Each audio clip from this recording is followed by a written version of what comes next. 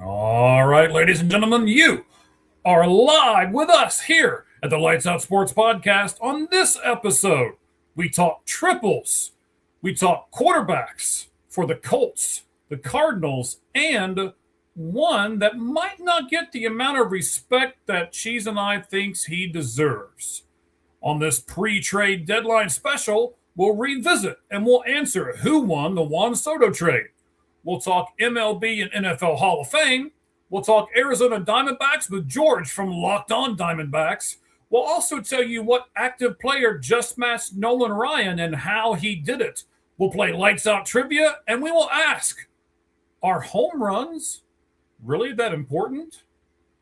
All of that and more with me, my buddy Cheez, and you doing everything that you guys know how to do, and that is Lights Out.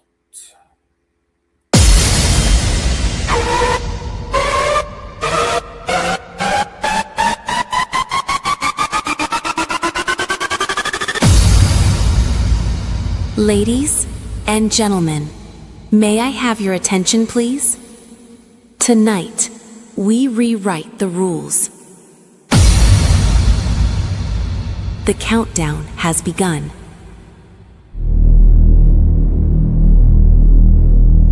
The show starts in 10, 9, 8, 7, 6, 5, 4, 3, 2, 1.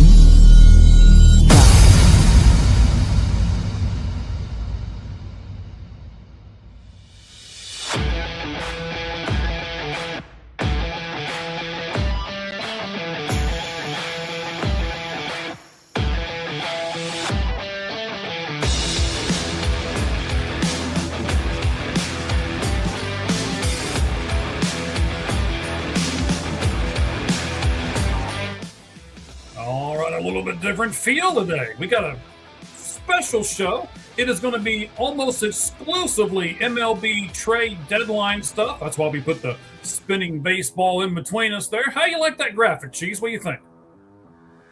I really do like it. And I you know what? My favorite color is green, so I like the background as well. Is your favorite color green because of money, or your favorite color is just green because? Just because, not because of money.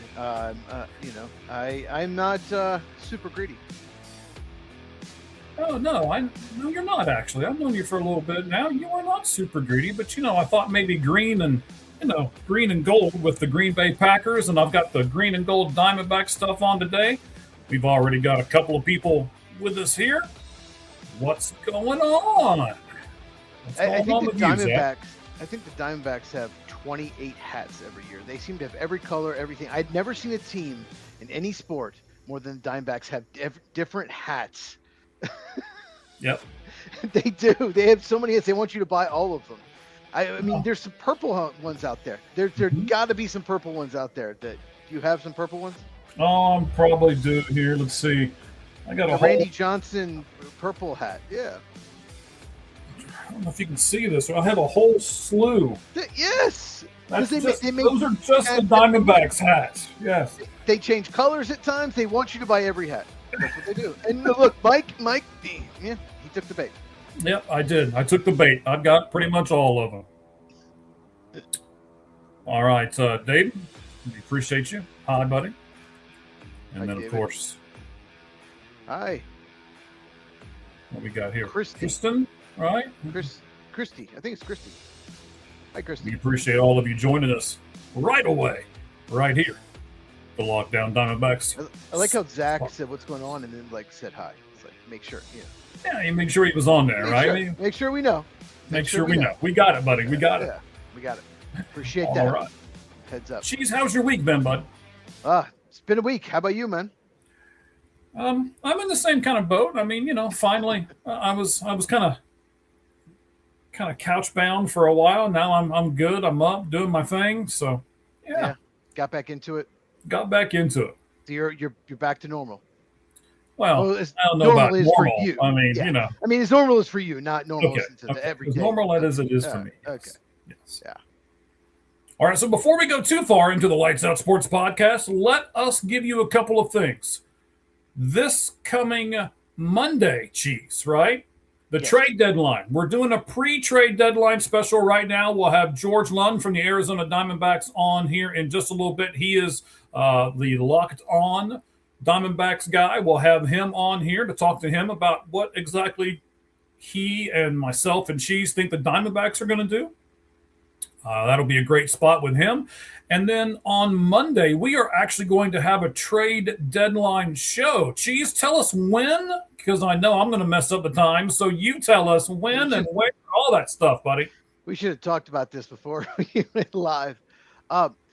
So the trade deadline ends at 6 Eastern on Monday, August 3rd. We are going to go live 2 hours before, at the latest, 2 hours before. So 4 Eastern, 3 Central, 2 Mountain Time, and 1 o'clock Pacific or Arizona time. Because Arizona time is Pacific now. Once we get to November, it will switch to Mountain Time. So look, it's not Mike's fault. Arizona has it right. They don't change the time. Everyone else does. Arizona is the only state that has this right. Let's be honest. Yeah. So that's correct. Yes. Trade deadline. I'm so glad. It used to be like noon or 1 o'clock. Okay, so it's 6 p.m. But we will go live 2 hours before the trade deadline, 4 Eastern, 1 Pacific on August 3rd, this coming Monday. And I was telling people noon, so maybe we'll go on 3 hours ahead of time. You're right. We should have talked about this before we got on the air, but we could be noon. But maybe we do 3 Eastern. Just make sure you subscribe to our YouTube channels, and you will go ahead and tell them your YouTube. I'll tell them mine. Might as well do it right now. May as well, right? All Gloves Off Sports Media is our YouTube channel that does everybody. All of the podcasts in the conglomerate. We have the Red Hot Reds. We have Minor League Mondays. We have the Lights Out Sports Podcast, of course. Football with Cheez is on there. Cheap Pup Society, the Sports Pulpit, all era sports with Sirhan. We have Fanboy Unleashed. And, of course, we have the newest one, which we will have him as a special guest on that trade deadline special on Monday from far end of the bench. So that is our YouTube channel. Cheez, what's yours, buddy? It's pretty simple. Football with Cheez. Cheez, like cheese, it's spelled like that. So Football with Cheez. Subscribe, hit the bell. I cover all 32 teams, and I also talk a little college football. Big emphasis on the draft as well. Okay. So then not only are we going to do that, we got another special thing coming up. Cheez, I know you're ready for this one. Football season is right around the corner, and we are going to do a watch-along for the very first game in Canton, Ohio, where the Carolina Panthers will go up against the Arizona Cardinals. That is the very first game, the Hall of Fame game, as it is called. And when's that going to be, Cheez? So that is Thursday, a week from this coming Thursday, August 6th. It starts at 8 Eastern, 5 Mike time. So you got to tell Mike the time. Because you have to tell Mike the time. Time. So it's 8 Eastern, 7 Central, 6 Mountain, 5 Pacific, and Arizona time. So we will go live probably right before the game starts. We'll talk it up, but we will go live for the Hall of Fame game. And we'll talk a lot of football stuff, not just, the Hall of Fame game stuff, So it's just a great football discussion, so make sure you come out for that. That's a week from Thursday. Right. So we got this coming Monday, the trade deadline, and we got a week from Thursday. We will do the Hall of Fame game watch-along special as well. So we got some great stuff coming up right here on the Lights Out Sports Podcast. Myself and Cheez will be right along with you the entire way. And speaking of being right along with you the entire way, Cheez, why don't we get going here with the 5 Flamin' 5 in 5? All right, let's explain What's that? Oh, yeah, let's explain it to those people who may be first-time listeners. First of all, we love first-time listeners, and if you are, leave us a comment. We'll shout you out here on the show itself, and let's talk about it. This is what the 5 Flamin' 5 is. Cheez gets 5 minutes, and he gets 5 questions. If he can get all 5 questions answered in those 5 minutes, he will not burst into flames. But if he can't, and he's not done it yet so far, course. The fire just might overtake him, and it might be a bad scene live on the air. But we'll hope not. And then he gets a bonus question, and then we'll jump into some of our other topics. But the 5 Flamin' 5 is first, Cheez. The timer will start when I complete the first question. Are you ready, sir? Sure. Sure. We're even going to put a little bit of Madden in here this time. It's going to be interesting to see what you think about this particular topic. And we will do it right now. All right, Cheez. This year, Madden 27, the video game, puts 6 players at a 99 out of 100 overall. Matthew Stafford, who we talk about later in the show, Josh Allen, Myles Garrett, Jackson Smith and Jigma, Jamar Chase, and Trey McBride. Do any of those 6, again, I'll give them to you again, Matthew Stafford, Josh Allen, Myles Garrett, Jackson Smith, and Jigma, just because I love saying that name, Jamar Chase, and Trey McBride. Do any of those 6 not deserve that status? I don't have a problem with it. I really don't. They're all coming off incredible seasons, and Madden typically rewards you for having a great year, not necessarily what you've done in the past, not necessarily how old you are, which, I haven't played Madden in I don't even know how long. Let's put it this way. Mike was probably in his 30s, so a long time ago. No, I think it rewards people. I like that some of the veterans, some people in their 30s get the high grade. So I like it. Those 6 players are pretty amazing. Okay. Cheez does not have any problem with any of those. I have a problem with the cover, but I made a whole video about that. You can search my channel, Madden cover reaction. Okay, we'll do that. Second question, Cheez. Quarterback Daniel Jones said on the Pat McAfee show a couple days ago that he is fully cleared from his torn Achilles.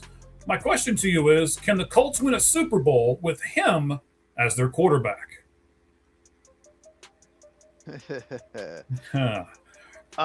Very unlikely. He got off to a really good start last year, and people were talking like maybe MVP. Before he got hurt, a lot of people forget this. Before he got hurt, he was starting to be the old Daniel Jones, inconsistent. Like, what are you doing? Like, he'll make some plays because he's got talent, but then other times you're like, Daniel Jones, like, just throwing with the other team, making the worst possible choice when he has pressure.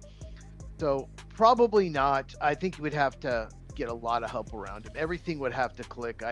But he's not in the same Sam Darnold, Jalen Hurts level. So the last 2 Super Bowl champions, they had a lot of help around them. So I don't think so. Okay. So the answer is the only way is if everything clicks around him. And Number 3. All right, buddy. Pete Crow Armstrong, your guy from the Chicago Cubs, has now tallied 25 steals, 22 homers, and 5 triples. Only 2 other players in MLB history have done all 3 of those before August 1st. The late, great Davey Lopez, who's very underrated, and Ken Williams, yes, the guy who was in the front office with the Chicago White Sox. White Sox. Yes. They don't like him there. Had to throw that in there, buddy. Is PCA the new favorite for MVP in the National League? Yes, he is. He should be the overwhelming favorite. Shohei Ohtani, we talked about this last week. I think they should separate pitching and hitting, but as long as he's healthy, he's probably going to win it every year. But he's not healthy, and he's going to miss time. And even if he didn't miss time, they should separate them. But as far as hitter and defense and everything, I mean, he's over 7 WAR. Absolutely, he should be. All right, we might talk about that a little bit more before this whole thing is done. But, for the sake of time, let's get to our 4th question. Cheez, did the Arizona Cardinals give in when they increased quarterback Jacoby Brissett's contract from $1.5 million guarantee to a $15.5 million guarantee? Or did they just simply need him to be their starting quarterback? No, they gave in. I don't understand this. He didn't have leverage. They had signed Gardner Minshew. They drafted oh my God, the name just left. Carson Beck. Yeah, he didn't really have leverage, and put up decent stats last year, but I've rewatched some Cardinals film. It was brutal, by the way. He didn't. There's nothing he did that say, oh man, he elevated them so much. So I think they gave in. I don't think they needed to do this, but I think it was just like, okay, let's just get him in camp. Let's give him something. It doesn't make any sense to me. All right. So last, Corbin Carroll is now tied with Mike Trout and Starling Marte for the most triples with 55. Active. Trout and Marte have played in over 1,500 games each, and Corbin Carroll did it at only 587. Cheez, why is a triple so hard to get in Major League Baseball? That's active? Is he number one in active players? Yes. Been in the league like 5 years? Yes. Not even. Like, why is it so hard to get? It's two reasons. Okay, God, I'm running out of time. First of all, you have to be able to hit the ball in the gap. You have to have gap-to-gap ability, and then you have to have speed to get to third base. So you have to hit a double, and then you have to have speed to get to third. And also, some ballparks, like Wrigley Field, it just doesn't have a big gap. So you have to be in a good ballpark, you have to hit doubles, and you have to turn them into triples. Oh, he did it again. Scene. Barely. No, I know for I those really of thought you... I was going to fail at the last question because there was a lot going on there. So I know a lot of you looked at it and were like, if you're looking at it on the other spot to where you look at it on your cell phone, if you're looking at that view, I know it just took our faces off, but it's okay. It makes you miss Cheez's beautiful face and That's true. Yes. And what it does is it doesn't make everything look so frightening because I wasn't on the screen. So it was okay. It really was. It was okay. Just being accurate. Okay, so now, Cheez, because you got everything right, you get the bonus question. And with this bonus question, Cheez, I want to dive in to the Cardinals and the Jacoby Brissett. All these stats that I'm going to give you are provided by SportTrack.com, just so everybody knows, and we give them credit for everything. First, is a 1 year, $15.5 million contract too much for Jacoby Brissett? That's a tough question to answer because he's definitely not a top 20 quarterback. Okay. But how do you evaluate quarterbacks? If this guy's worth this, then this guy's worth that. So maybe as far as what he's done production-wise, but I just don't think he elevated. I think he's efficient. I think he throws the ball on time. I think they were behind a lot, and some of his stats were elevated. And I think Trey McBride got open a lot as well. We just talked about McBride and Michael Wilson. Yeah, we'll talk about all of them here in just a little bit as well. Yeah. It'll be an interesting discussion. He had a big year, so I wouldn't have given that. I think he's a good backup, and that's way overpaying a good backup. But they don't have another option, I guess, as he's the best quarterback on the roster. Do you think this deal took so long to get done because he is actually self-represented? Yes, I do. I think another voice in the room probably would have helped an agent saying, look, this is how it is. So yeah, I do. I think that's probably one of the biggest issues. Okay, so I'm going to get into kind of the structure of the deal here with you, Cheez. So this is a breakdown of the deal. Again, SportTrack.com gives us all this information. It's a $4.8 million base salary. Then there's a $1.75 million signing bonus, a $510,000 roster bonus, a $50,000 workout bonus, and then there's $2 million in possible incentives. The total cap hit this year for the Cardinals will be $9.2 million. So even though it's 15.5, it's only 9.2 because of how the salary and structure breaks down. Is this a smart move by the Cardinals to only make it 9.2 instead of the 15.5? And maybe talk to us a little bit about how different contracts are broken down structure-wise. It's not going to hurt their cap going forward. Obviously, it's really not a cap issue at all. I think it's just more. The bigger issue is the next Cardinal player, there's 1 year left in his contract, like Brissett did, can say, you gave him a raise. Well, why you should give me one. and the Cardinals want them to play out their contract. Like, you gave in to their demands.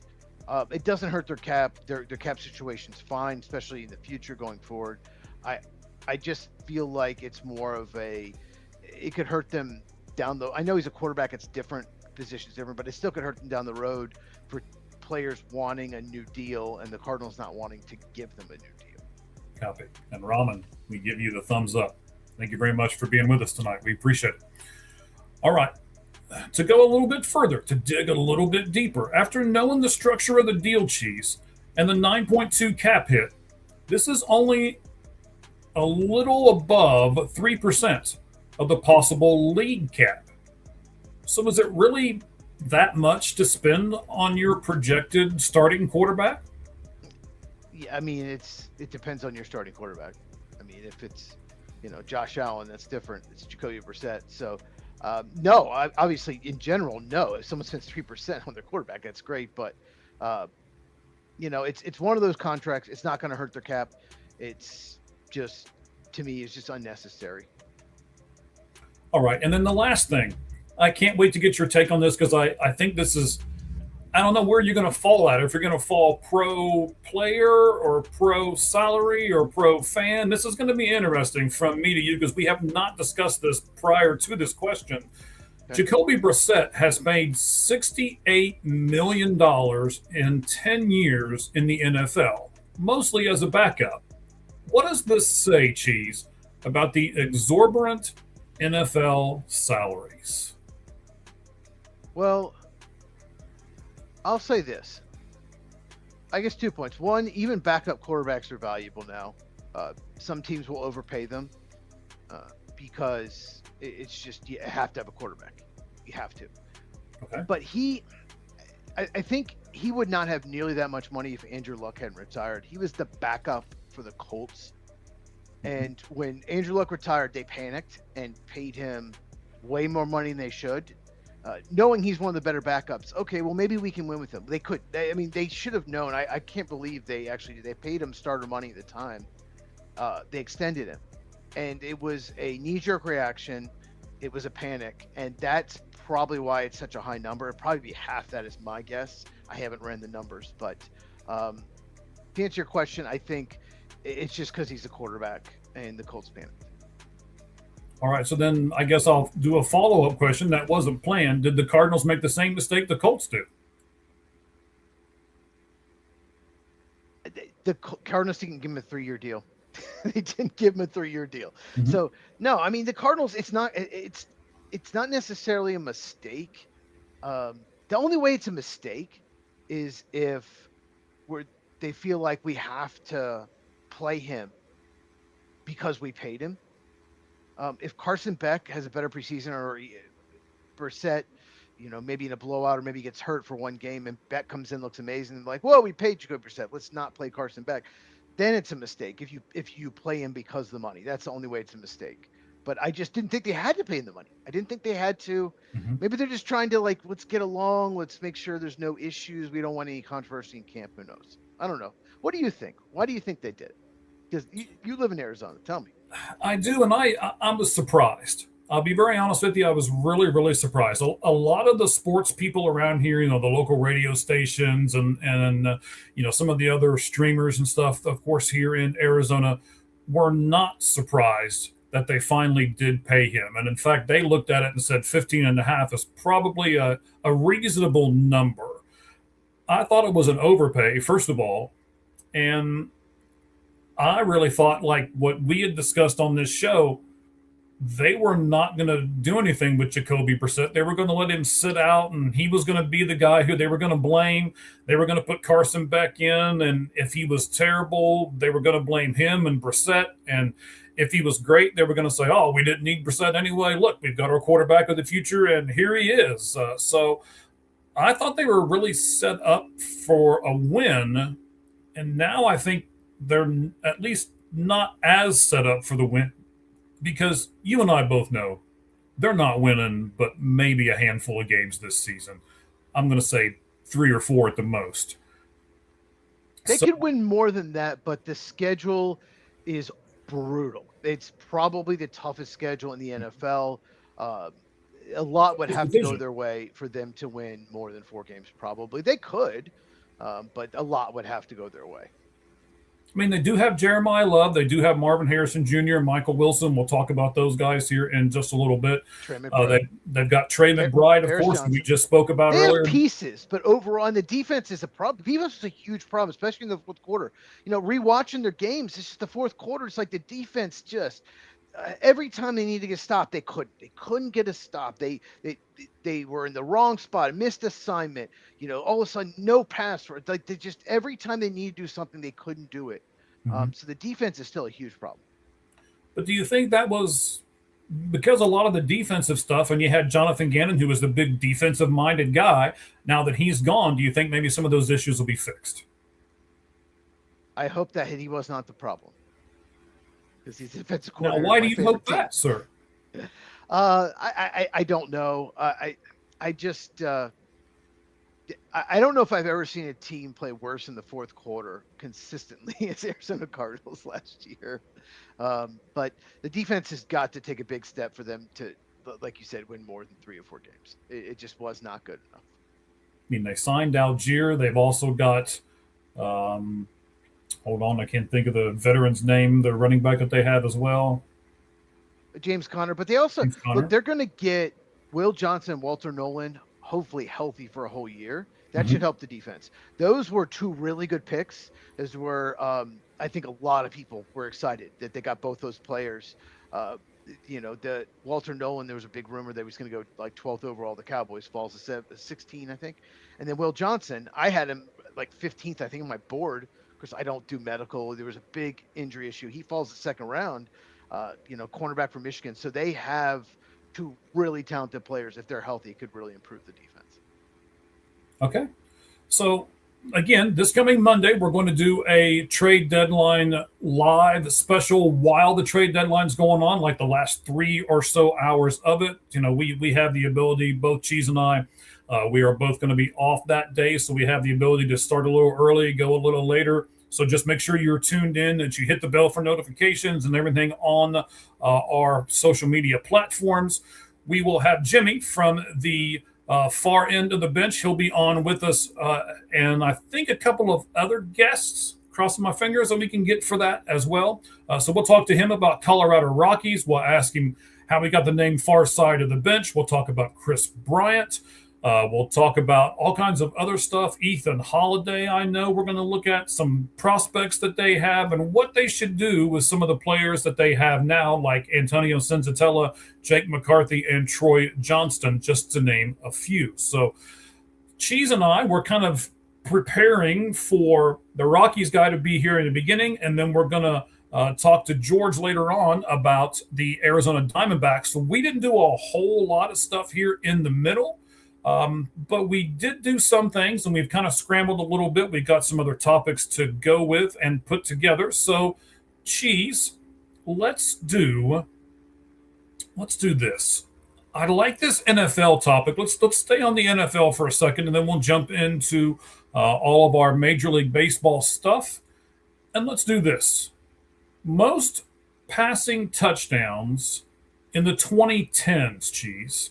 Let me give you the list from bottom to top, 10 to number 1. And by the way, we are preparing to do a special lights out list as we get a little bit closer to football season. We'll start doing all that. It'll be a separate show. We're really looking forward to that. We know you guys love the lights out list as we do a top 10 sort of here, and we'll talk about it. Number 10, most passing touchdowns in the 2010s. I hope Aaron Rodgers is first. Sorry, go ahead.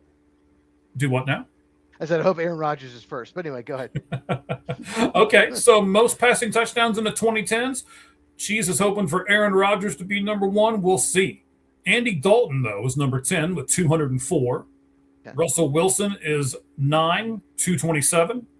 Ben Roethlisberger comes in at 8 with 236. Then he's topped by Eli Manning at 241. Matthew Stafford at 243. Matt Ryan, 283. Phillip Rivers is number 4 with 291. Number 3, Cheez, with 305, Aaron Rodgers. So Ah. there's two guys over top of him.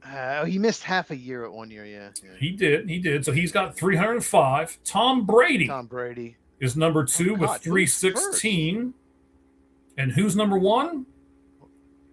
With 345, which is the most passing touchdowns into 2010.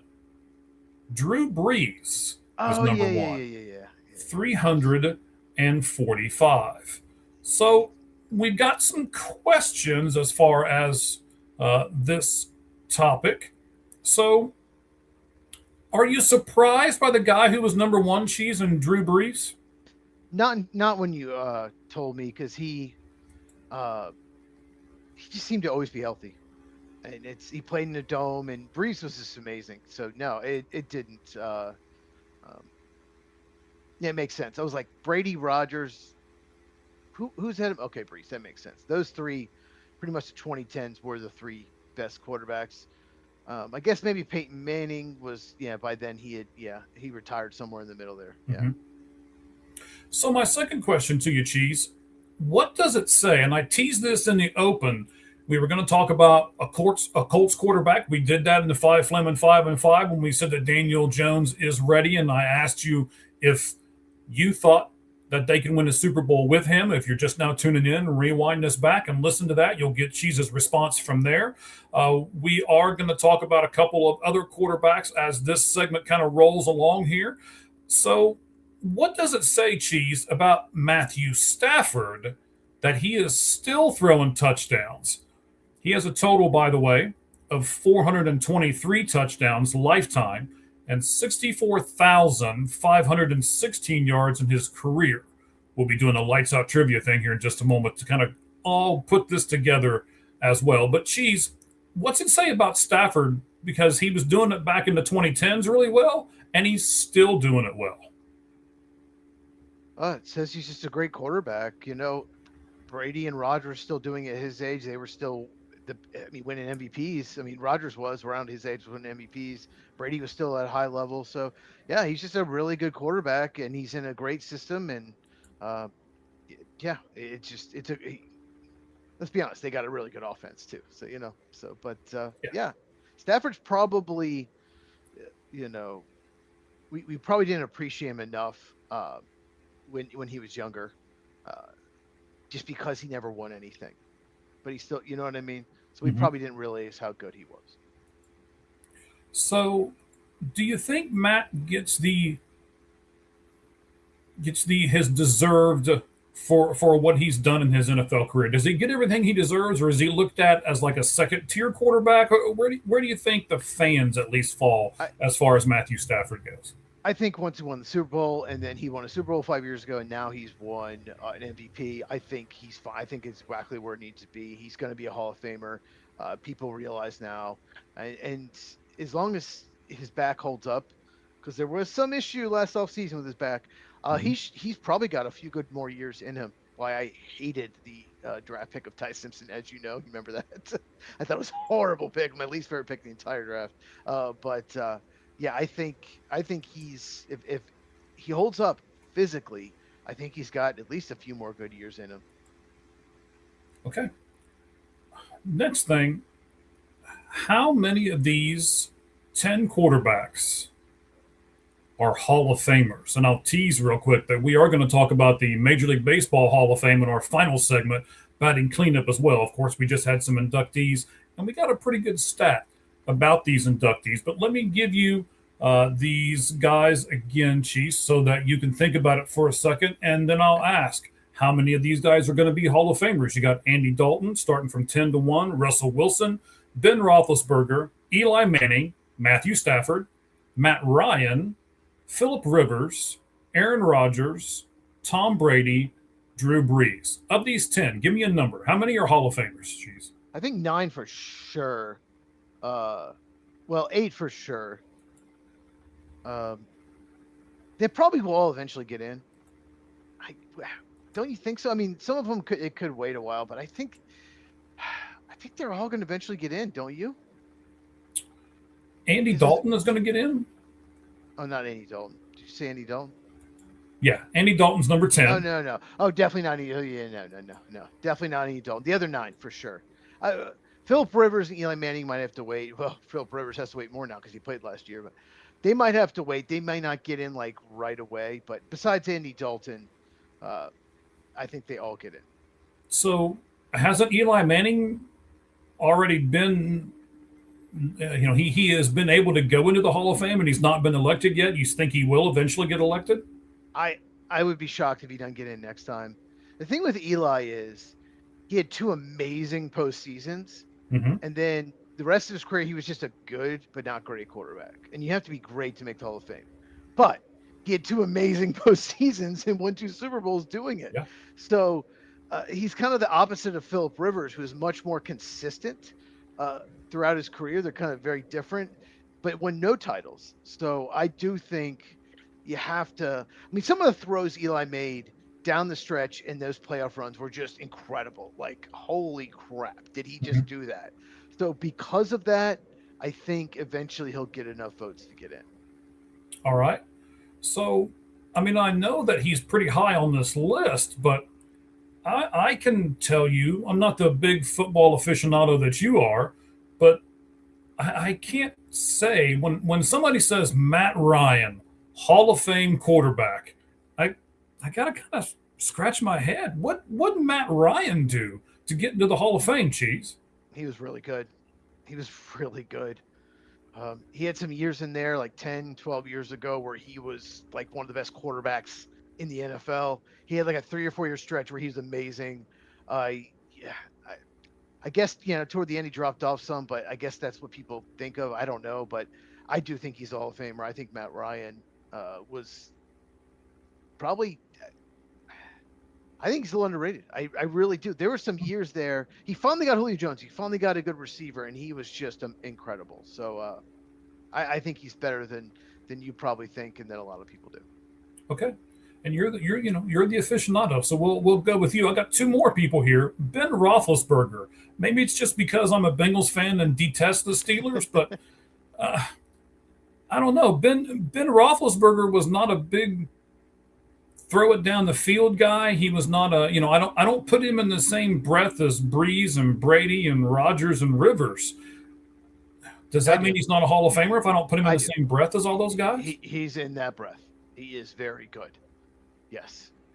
They ran the ball a lot, so his stats don't look as good as they probably should. But here's what I'll have to say about Roethlisberger. Since he left, it's been bad. it's been really bad. And no, I think Roethlisberger was very good. I get what you're saying. He's not Peyton. He's not Brady. He's not Rodgers, Breeze, not that level. But I think he's in that category with Rivers and Eli. I do. I think he was very, very good. So Matt, I think he's in that group, and I would vote for him for the Hall of Fame. Interesting. I think the Steelers themselves kind of screwed over Roethlisberger because, as we have talked about many times on this show, they're good. They're slightly above average, but that team never seems to be great. I mean, I know they went to a Super Bowl and they won one, but kind of beyond that. I think he won one and lost one. I think he went to 2. Yeah. Okay. Well, he went to 2. So, all right. Last one for me, Russell Wilson. I don't know. He's run for his life, Russell Wilson. I mean, he's done it. I think he'll be the first guy who did it with his legs and his arm. And I wonder if that's going to at least make people wait a few rounds before they put him in, because he wasn't a true passer like some of these other guys we've mentioned in this list. So I would vote for the other 8 for sure. Not Andy Dalton, obviously. This one, here's the thing, Russell Wilson. He was on his way to a Hall of Fame career. If you look at his first 8 years, you're like, oh, he's going to be in the Hall of Fame. And then he kind of fell off. That's the biggest issue with him. But he was really good when the Seahawks were going to Super Bowls. He was amazing. He just did not. Maybe it's his height. He lost some athleticism, arm strength. I don't know what happened, but he just kind of fell off a cliff. That's his biggest issue. But if you just take the first 8 years, before he turned 31, yeah, he should be. But those other quarterbacks on the list, besides Ian Dalton, they still were good into their mid-30s. So that's the biggest issue with him. Okay, it'll be interesting. I think later on I want to have the discussion with you. Not today, obviously, but I think maybe something we should temper for later would be, what do you expect from a Hall of Fame quarterback? I think there's some expectations that we can put on these guys, and maybe some of them won't make it because of those expectations. So we've talked about a lot of things that have happened, a lot of quarterbacks who did things way back when. Let's talk about something that's brand new. And let me give you a picture of what I know off air you called the ugliest uniform you've ever seen. But let's take a look at it real quick. I absolutely hate this. These are the Buffalo Bills new. They're calling them nickel uniforms. So do you know what the heck a nickel uniform is, Cheez? Because I couldn't figure it out. Well, no. And the Lions have some ugly similar uniforms, but not as bad as this, but still ugly, but not nearly as bad as this. So it's almost like kind of looks like them, but not. I don't know what this is. I don't know what the helmet is. Right. Where's the bison buffalo? Why are they gray? They've never been gray. I personally like the Jim Kelly Thurman Thomas uniforms the best, not the O.J. Simpson or the new ones like the O.J. Simpson. Okay, it's just the person I think of when I think old school Bills. But I like the 90s Bills uniforms better. I don't know what this is. I don't. Where is the gray? What is this? What's going on with the helmet? I think it's just. I think this is the worst and most ugliest uniform I've ever seen in my life, and it's worse than the Creamsicle Buccaneers. Hey! I like the Creamsicle Buccaneers. Lay off my Creamsicle Buccaneers. Terrible. This is worse. I love that uniform. I just don't know. Someone needs to be fired. Whoever designed this and signed off on all of it needs to be fired. This is a disaster. Yeah, I don't know what the helmet is. I mean, I don't know what that symbol is. And you're right. There's no buffalo anywhere. There's no bee. There's no, when the Bengals came out with their stuff and I wasn't real happy about it, at least it had a bee and at least there were some stripes on it. And I can go, well, okay, I get it. That's a Bengal tiger and it's a bee for the Bengals. Okay. But this, I don't get this at all. There's nothing on this uniform that differentiates it from something that a high school, that they would wear on Friday nights, right? It looks like the high school team that's 1-9 that you play at the end of the year and you're happy on your schedule. They're 1-9 and they didn't have any money to hire anyone to design. They took whatever uniform that they could. Like, let's just throw it together. You're right. They look like a crappy high school uniform. Yeah. It is absolutely awful, and I'm not the only one. It's getting trashed online. Yeah, there's a lot of stuff that gets trashed online, but I think this is deservedly so. Yes. All right, let's do one more football topic, and then we're going to jump in, and we're going to basically just coat everybody in baseball for the rest of the podcast. I want to go back to the Arizona Cardinals for a moment. We talked about this kind of you and I off air a few days ago through some text messages when I saw this. And I think this is a very, very interesting topic that I can't wait to get your response off of. Marvin Harrison Jr. and Michael Wilson will compete for wide receiver 1 role this season at training camp. We all know that's about to happen, and it is happening right now. First of all, Cheez, who do you think will win this battle between the two of them for wide receiver number 1? I think Trey McBride's going to win it. Okay. And that's kind of what the discussion we're going to get into here, but yes. So here's the point. When Marvin Harrison Jr. was injured and out of the lineup, Michael Wilson thrived. He thrived with Jacoby Brissett. It worked. Yes. So to answer your question, Wilson. Those two did seem to have chemistry, right? It worked. He had an amazing year. And I just, at this point, I can't count on Marvin Harrison Jr. I can't count on him. I can't stick him out there as wide receiver 1. There were times where it looked like he wasn't, I don't even know if he was running the route. It looked like he was disinterested at times. Maybe he and Colin Murray just didn't get along. I don't know. you can't count on him. So I'm going to say Michael Wilson because he had a really good year, and almost no one, except if you're like a fantasy football like channel, no one else is really talking about how good a year he had. But fantasy football, channels are talking a lot about him. Yeah, absolutely. We're hoping to have a fantasy football podcast coming soon, by the way. So stay tuned. Stay tuned right here to All Gloves Off Sports Media, and we hope to have that announcement soon. So, Cheez, because of Trey McBride, whoever loses the battle, so in this case, you're saying Marvin Harrison Jr. will lose it, and I'm inclined to agree with you. I don't think he'll win it. I don't think he'll lose it. I just don't think he'll win it because you can't count on him. So why give him that? Well, but because of Trey McBride, whoever loses that battle between Wilson and Harrison Jr. may actually end up as the third receiving option, right? I mean, that's the way this is going to work out, yes? Fourth, Jeremiah Love likely will be in the top 3. Ooh. Wow, you're going to put him in there as well. Okay. Probably fourth in targets, and I think it's going to be MHJ. That's interesting. Remember, this is what she said right here on the Lights Out Sports podcast. It could very well come true. Keep in mind, they're going to be behind a lot with their schedule. Yes. They also are playing 3 of the best 5 teams in the NFC are in their division. That's 6 games where they might be double-digit favorites to lose. So they're going to be behind a lot, and they're going to dump it off to the running back a lot. So Jeremiah Love's going to get a lot of targets. So you're saying pick Jeremiah Love up in all of your sports fantasy stuff? If you're in a PPR league, yes. If not, don't. Okay. If you're in a PPR league, definitely he's worth drafting for sure. All right. So because of all of this, because you've got 2 guys at receiver and you've got a great quarterback, or excuse me, a great tight end, a backup really quarterback good maybe at best. An elite tight end, yes. Yes. Could this actually cost the loser of this battle, either Harrison or Wilson, money now and in the future? I don't know what's going on with Marvin Harrison Jr. I don't know. He's only been in the league, 2 years? Yes, 2 years. It could cost Wilson money. It could cost Wilson big time money. He's a free agent end of the year. So it could cost Wilson money. Marvin Harrison Jr. still has time to recover, but it could definitely cost Wilson money. Okay. Last thing with this, and then we'll jump into all kinds of baseball stuff here. Could this lead to an A.J. Brown type problem, especially as the frustration goes as they continue to go on with the losing season and everybody just gets mad about everything and then it just all snowballs, Cheez? Oh, absolutely.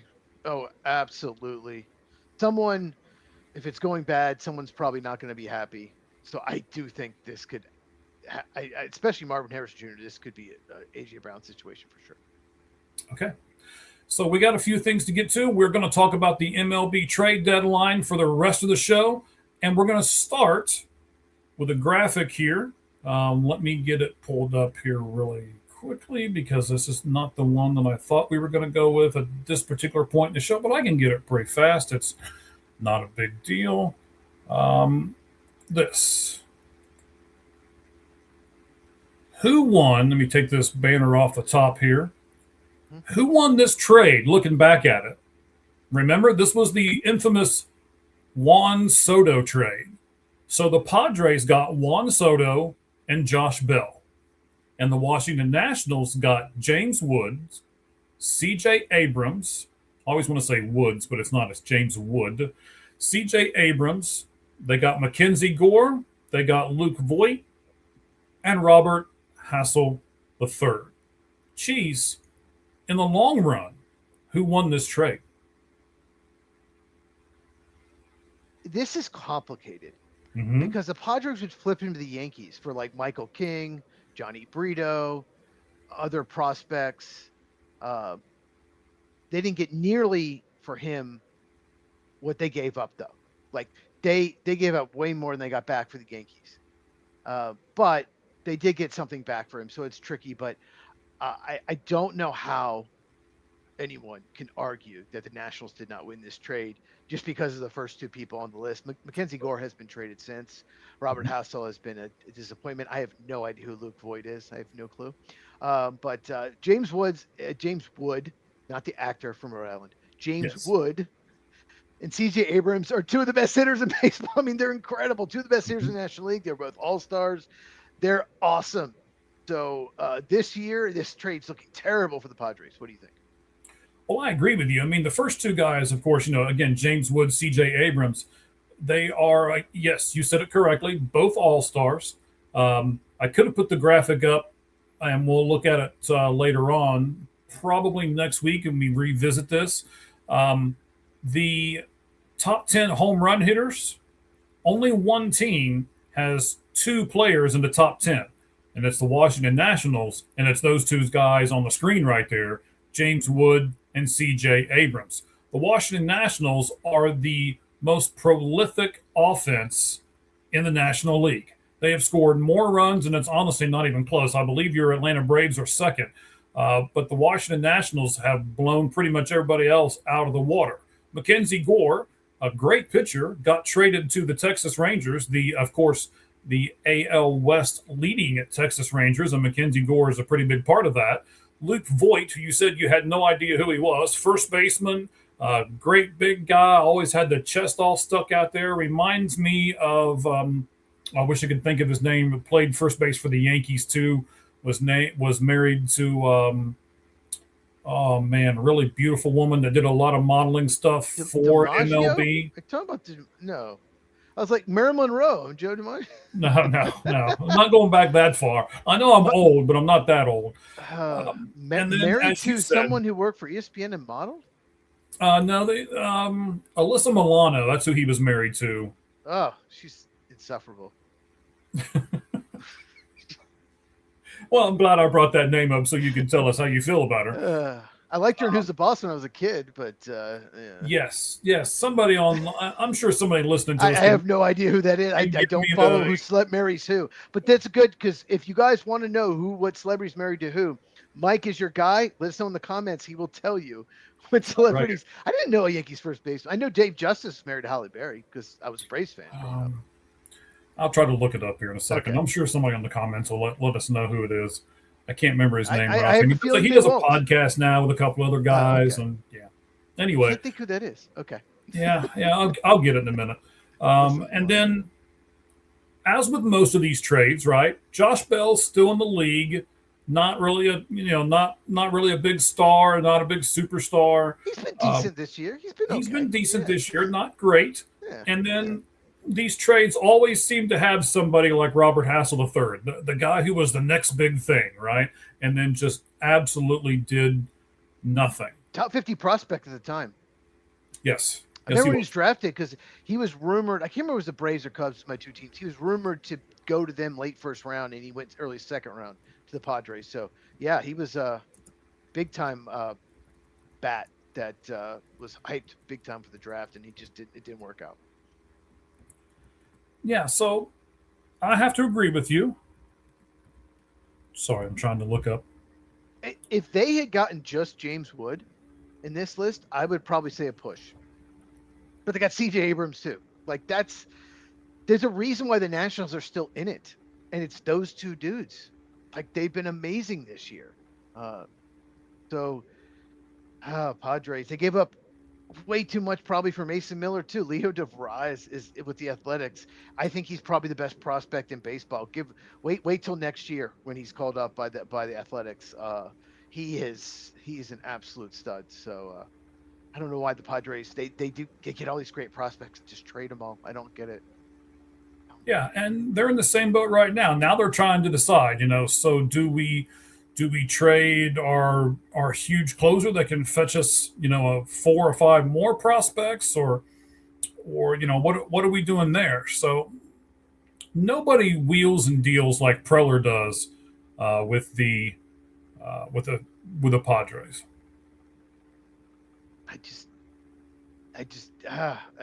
They have so many good prospects that end up playing for other teams. I'm glad I'm not a Padres fan. It would frustrate me, and they've been very disappointing this season. Yeah, it's making me crazy. I'm trying to figure out. I might have the wrong person.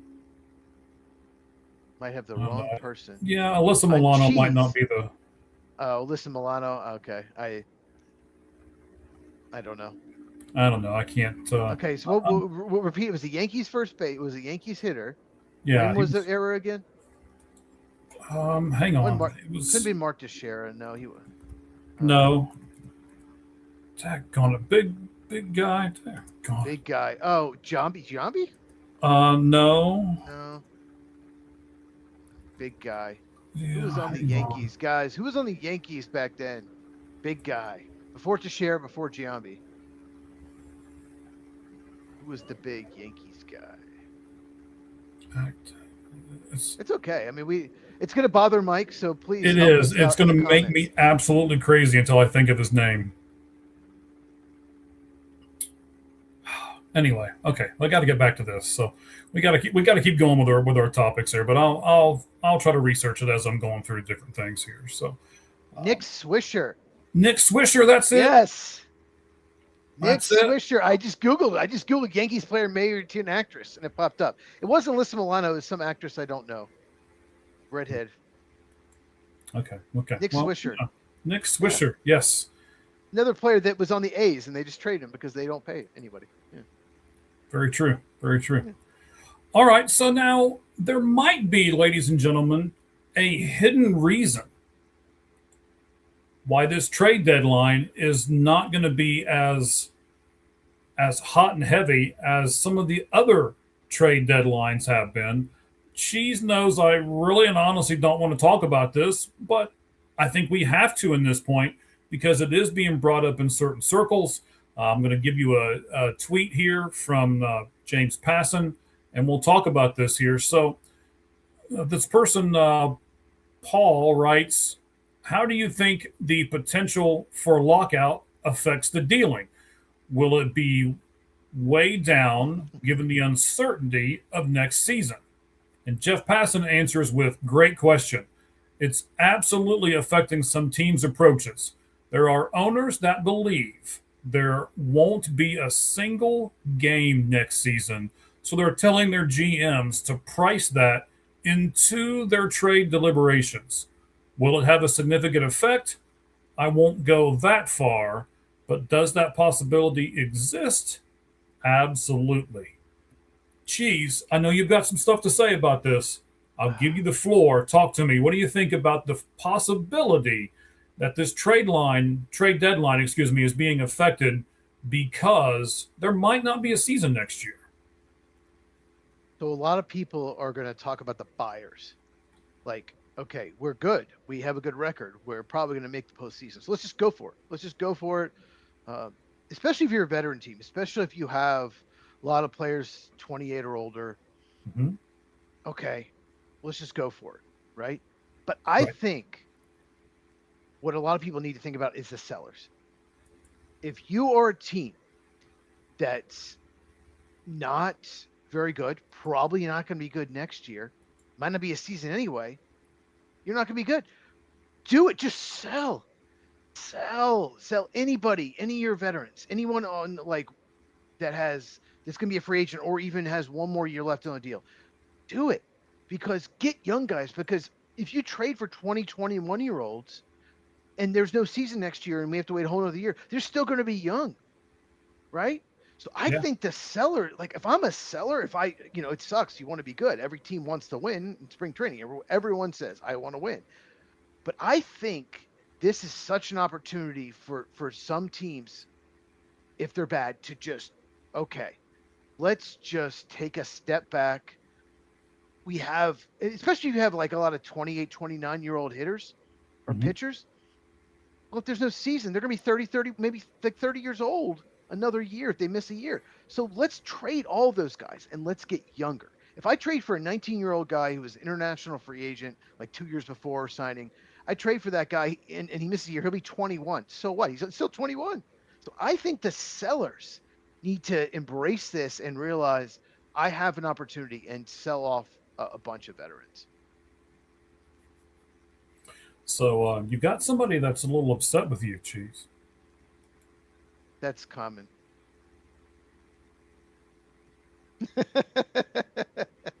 He wants Micah Parsons injured. He's a Cowboys fan. He did invite me. He did invite me to come to the game, but unfortunately, I won't be able to make it for two reasons. But one is we have to do the special that day. We're just a trade deadline. That's when he invited me. So I can't for that reason. Also, but then how am I supposed to work the next day? So.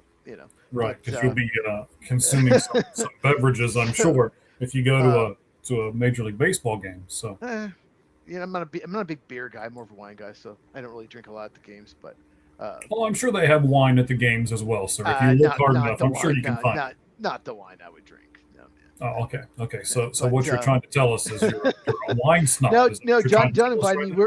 He's lives in somewhere in the Dallas area, somewhere in there, somewhere.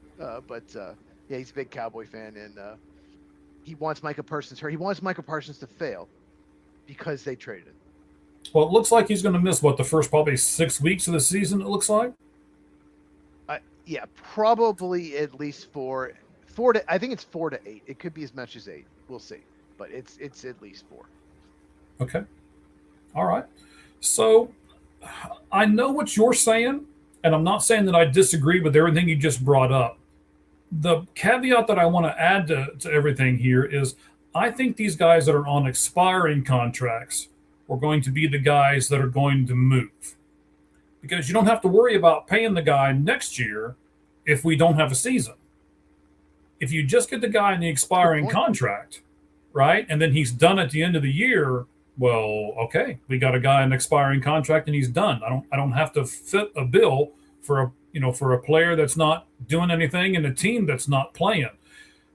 So I think you're going to see those guys go up in value. Go ahead, Cheez. That's a great point. I didn't think of that. That's a really good point. But do you think that now teams know this and that rentals will get – they'll ask for more than rentals? Like rentals will get more than ever. More value. That's the thing that I'm really curious to see how it all kind of unfolds. I think we haven't had a lot of movement yet. I know we've had one move, the Curtis Mead move, and I don't know if you saw this, by the way, but Curtis Mead today, his first game for the Red Sox gets hit in the hand. He's out 4 to 6 weeks. The Red Sox have had that kind of luck the last few years. They have bad. The Chris Sale trade is a disaster for them. They've had such bad luck. Chris Sale's never healthy.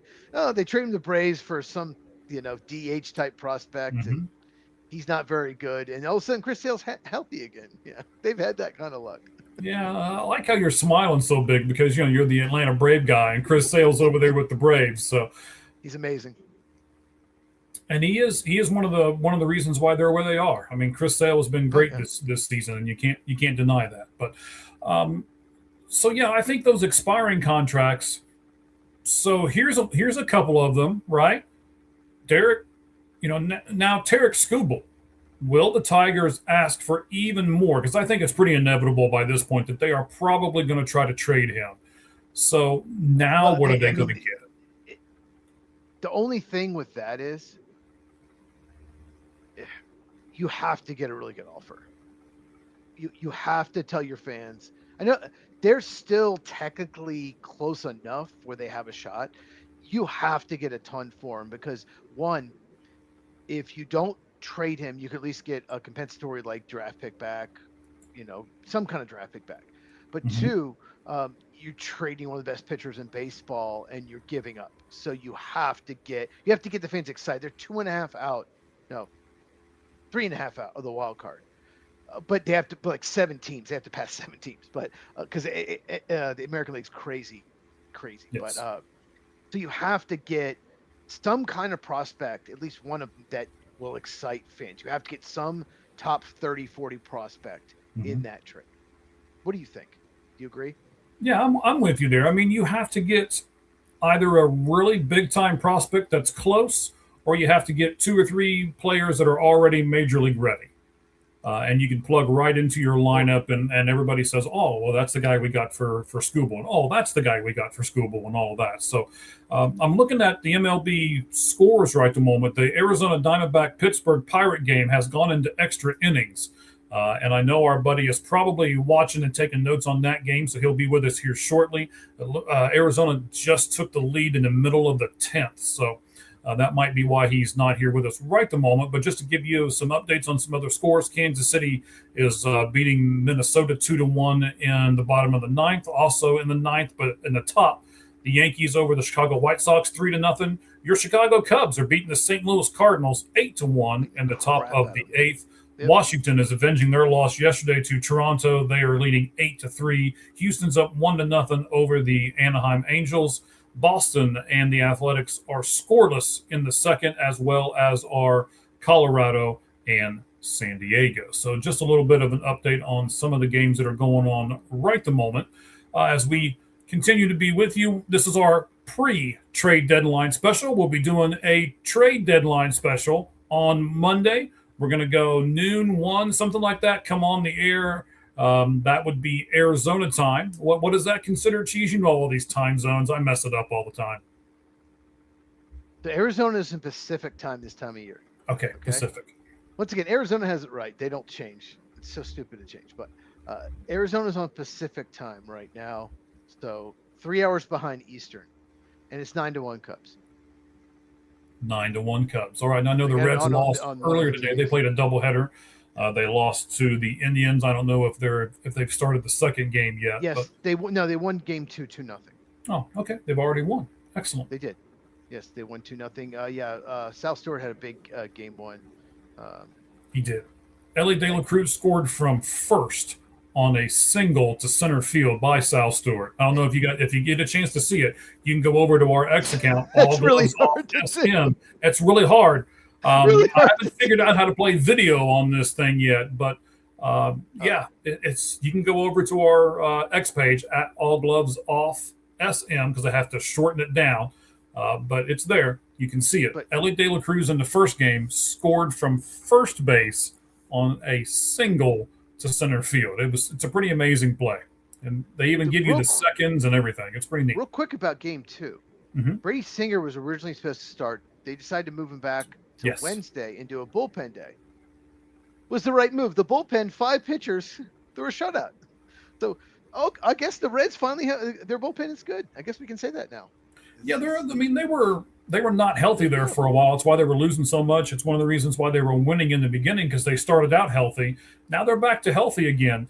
They're an interesting team. I don't want to get into this too much here, but the Reds are an interesting team. I said last week that I thought they would buy and sell, and I still think that.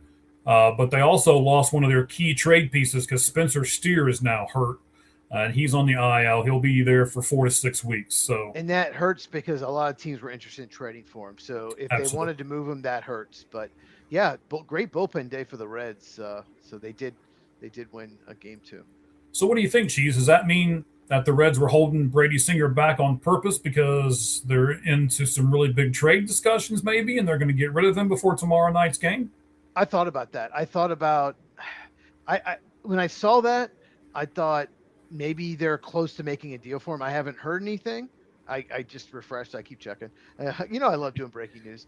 I know you do. But it might just be, let's just go and give him an extra day, because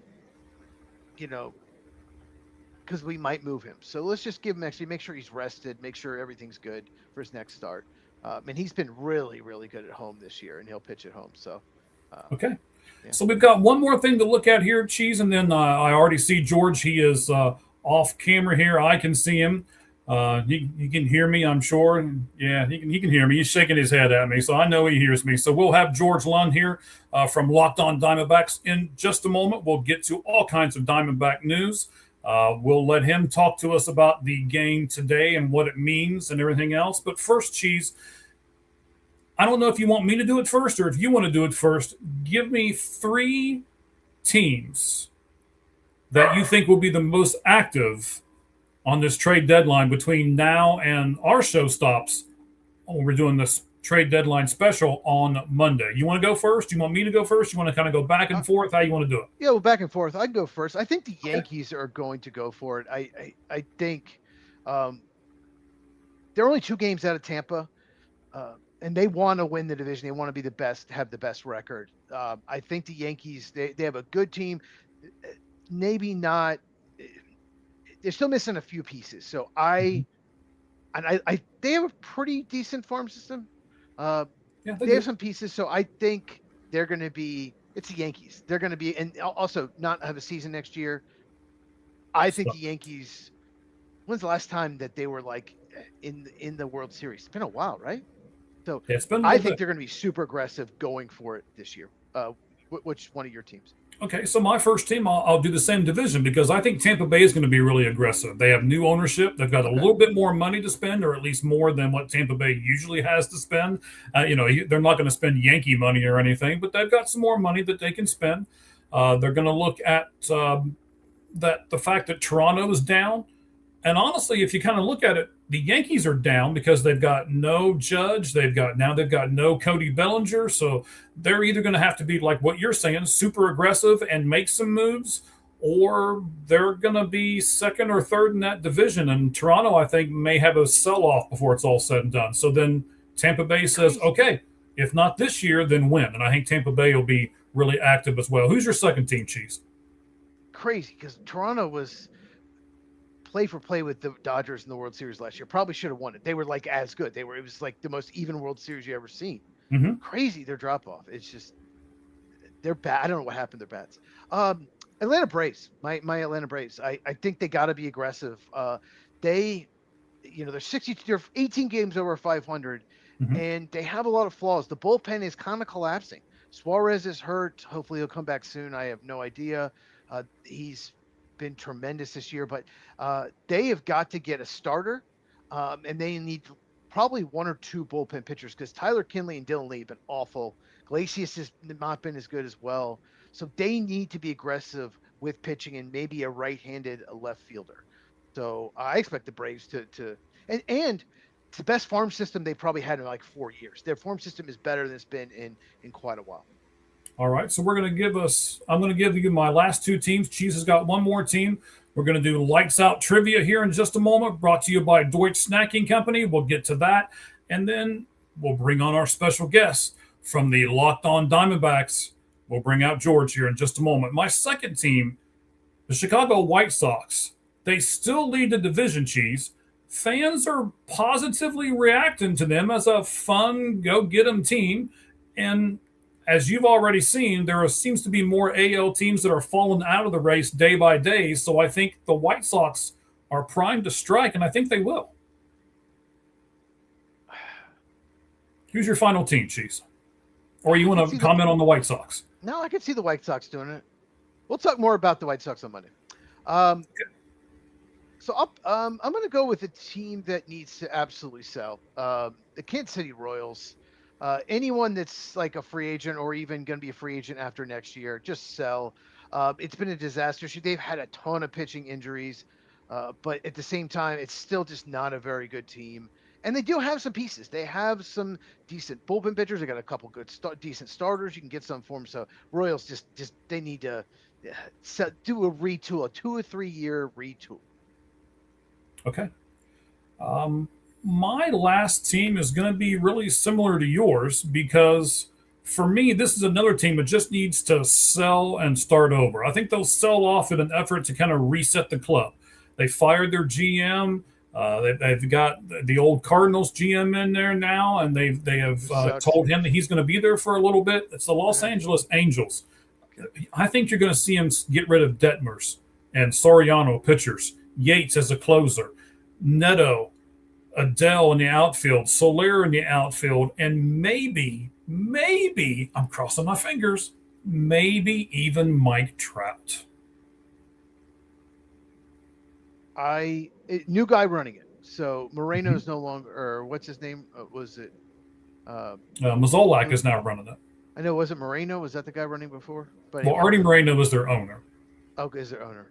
What was that GM running before? It was terrible. Like he wouldn't Zanuck even trade or something Reynolds like that. I can't remember his name. Yeah, like we'll see if he's smart enough. But they're bad. They're not good at anything. They're one of the worst teams in baseball. Sell, like just like you said, sell, and sell more. Yeah, sell, and sell some more. Got to. Yes, absolutely.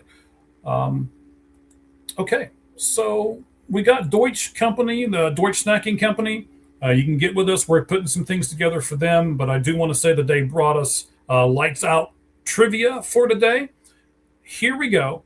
Here it is, Cheez. Let's see what you can do with it. We said earlier in the show, Matthew Stafford was number 6 in total career passing yards. He, Cheez, is one of 3 active quarterbacks in the top 20. Who, Cheez, are the other two. So you've got Matthew Stafford and two other quarterbacks that are active in the top 20. One of them is at number 19, and one of them is at number 14. I'm kind of giving you a little bit to kind of put your thinking cap on and think about it. Well, Aaron Rodgers, right? Well, okay. You know what? I forgot that Aaron Rodgers is still active. I was thinking the old man's retired, but yeah, of course he's in there. So there's two more besides Rodgers? Yes, there's two more besides Rodgers. Man. Okay. So just so you know, we get everything put together. Rodgers is number 5. He's got 66,274. He's actually right above Matthew Stafford, who's number 6 at 64,516. So less than 2,000 yards between the two of them. It'd be interesting to see how much closer Stafford can get to Rodgers, because I think he'll have a better year than Rodgers this year. But there are two other active quarterbacks in the league right now that are on this list in the top 20 passing yardage.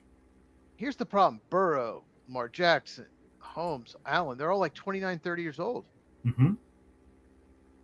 There's two other active quarterbacks. That Flacco. Flacco is on the list. Very good. Kirk Cousins? Very good, John. Wait, did you just get it? Who's the other one? Kirk Cousins? Kirk Cousins is there. It is Kirk Cousins. I almost didn't say it because I thought it was stupid.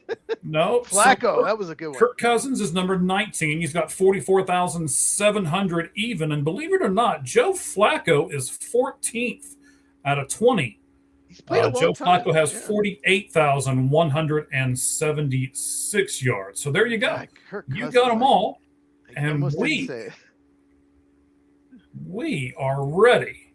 Let's see here. Let me do a couple things. Let me change the background because I don't think the baseball spinning in the middle of us is going to work when we put 3 people up here in just a second. So let's go back to this background with the stadium in back of us here. I know George is ready to come on. Let's make it to where we have the 3, and then let's add Mr. Lund to this side. There he is.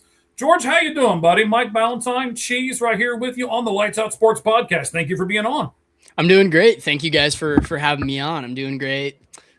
Enjoying a Diamondbacks stressful game right now. It's 7-7. They're blowing it like they have recently, but I'm doing great altogether myself. 7-6. Yeah.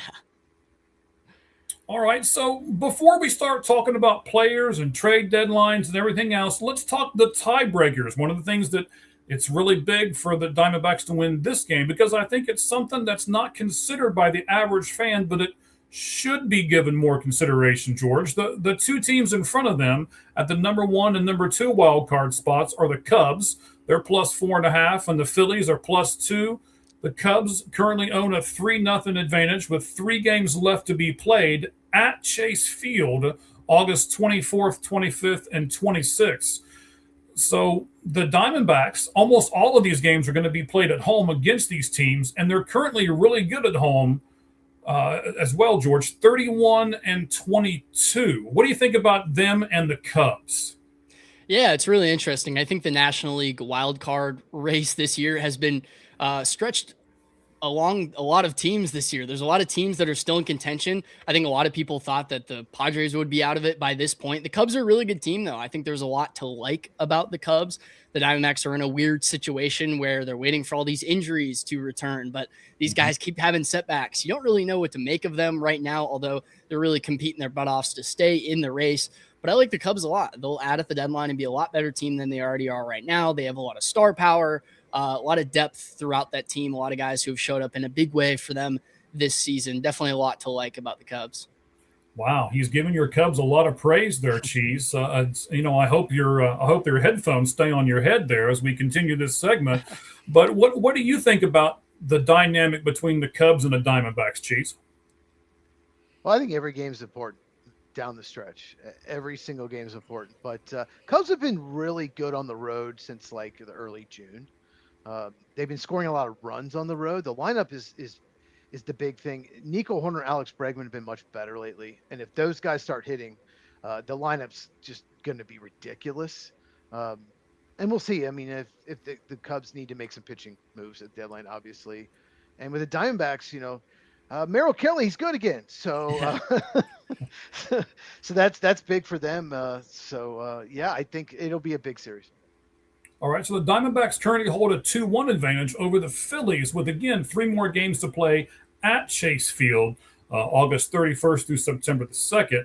So basically, George, the Diamondbacks have the ability to gain 3 games on both the Cubs and the Phillies as they look at all this breakout stuff. George, do you think they'll actually gain 3 games on each club? What's your prediction on what's going to happen with the Diamondbacks and the tiebreakers on both the Cubs and the Phillies, the 2 teams that are ahead of them?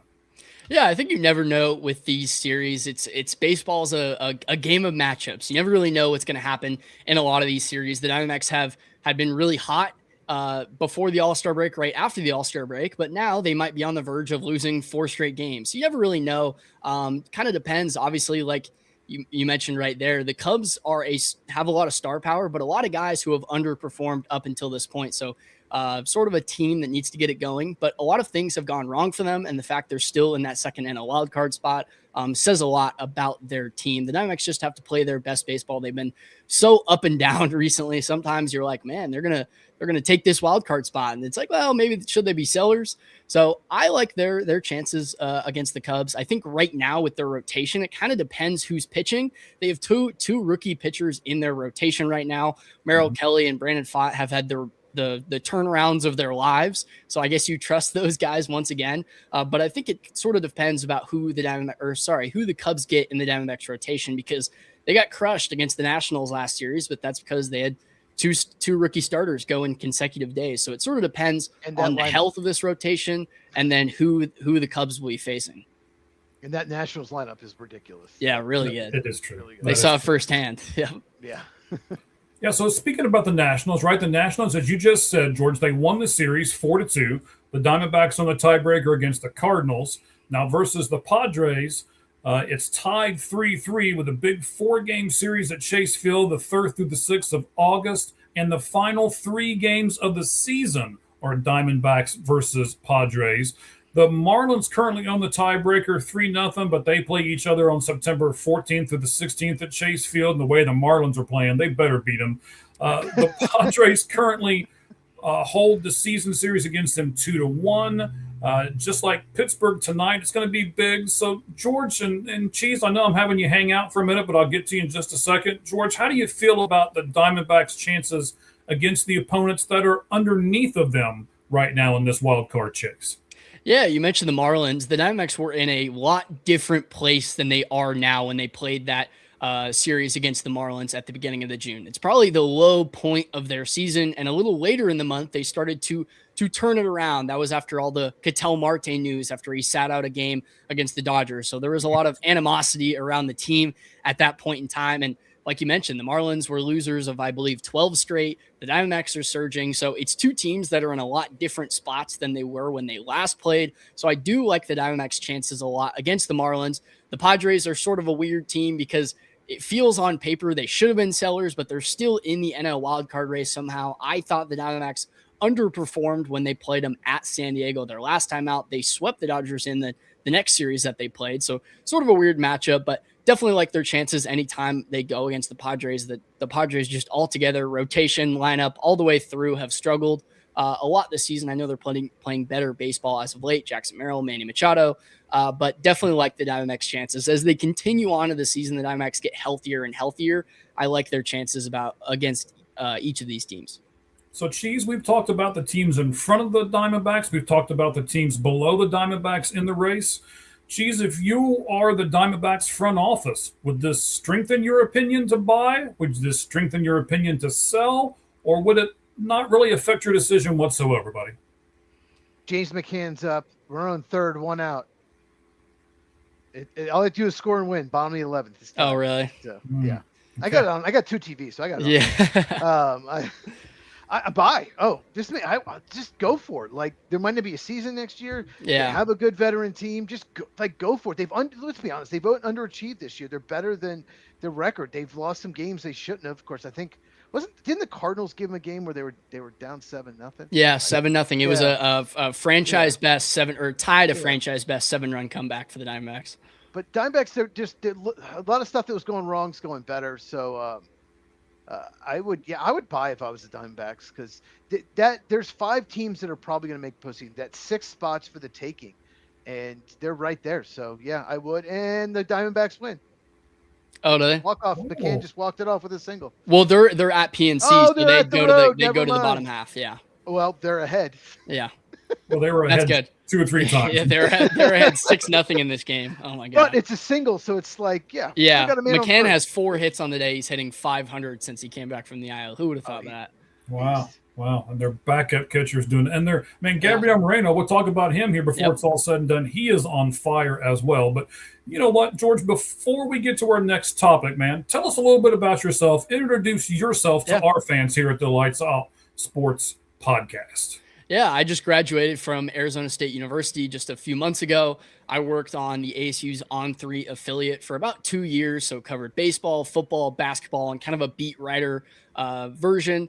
And I've never hosted a podcast full time, so this has been really fun getting the opportunity to cover the Diamondbacks in this way. Do a 30-minute podcast 5 days a week, which is what I've been doing. Hopefully some writing stuff coming soon that I'm working on. But yeah, I've been did sports journalism throughout college. So I've always been involved more and more and more. Love covering everything. Baseball's always been my thing ever since I was little. So in a way, a dream come true to, sit up and talk about baseball every day. It's such a cool thing to be able to do. Very fortunate that I have the opportunity to be able to do so. But yeah, recent college graduate, now doing the Diamondbacks. Hey, man, you're doing a heck of a job, too. We really appreciate you coming on. Cheez was making fun of me earlier. I've got one of the many colors of Diamondback hats on here to represent everything going on. And here you come on, the Diamondbacks guy wearing the Arizona Coyotes hat. What's the deal with that, buddy? Well, I have a few different hats, a few Arizona hats that I've collected throughout the time. I got to get more Diamondback stuff. I hadn't really had a ton of Diamondback stuff going in, but people love the Coyotes around here. People are big hockey fans in the desert, funny enough. So just thought it'd be cool, unique. People like the Coyotes, but I do have to get a few more Diamondbacks things going forward. All right. So Perdomo is signed. Real quick, first and third, 2 out. Oh man. Okay. All right. He's keeping us updated over here. they better win this game. I think Vargas people are going to give up on the team otherwise. Vargas got a single on Corbin Carroll hitting a fielder's choice, so it's first and third, 2 out. I believe on the game before I checked it last, they are 3 for 26 with runners in scoring position tonight.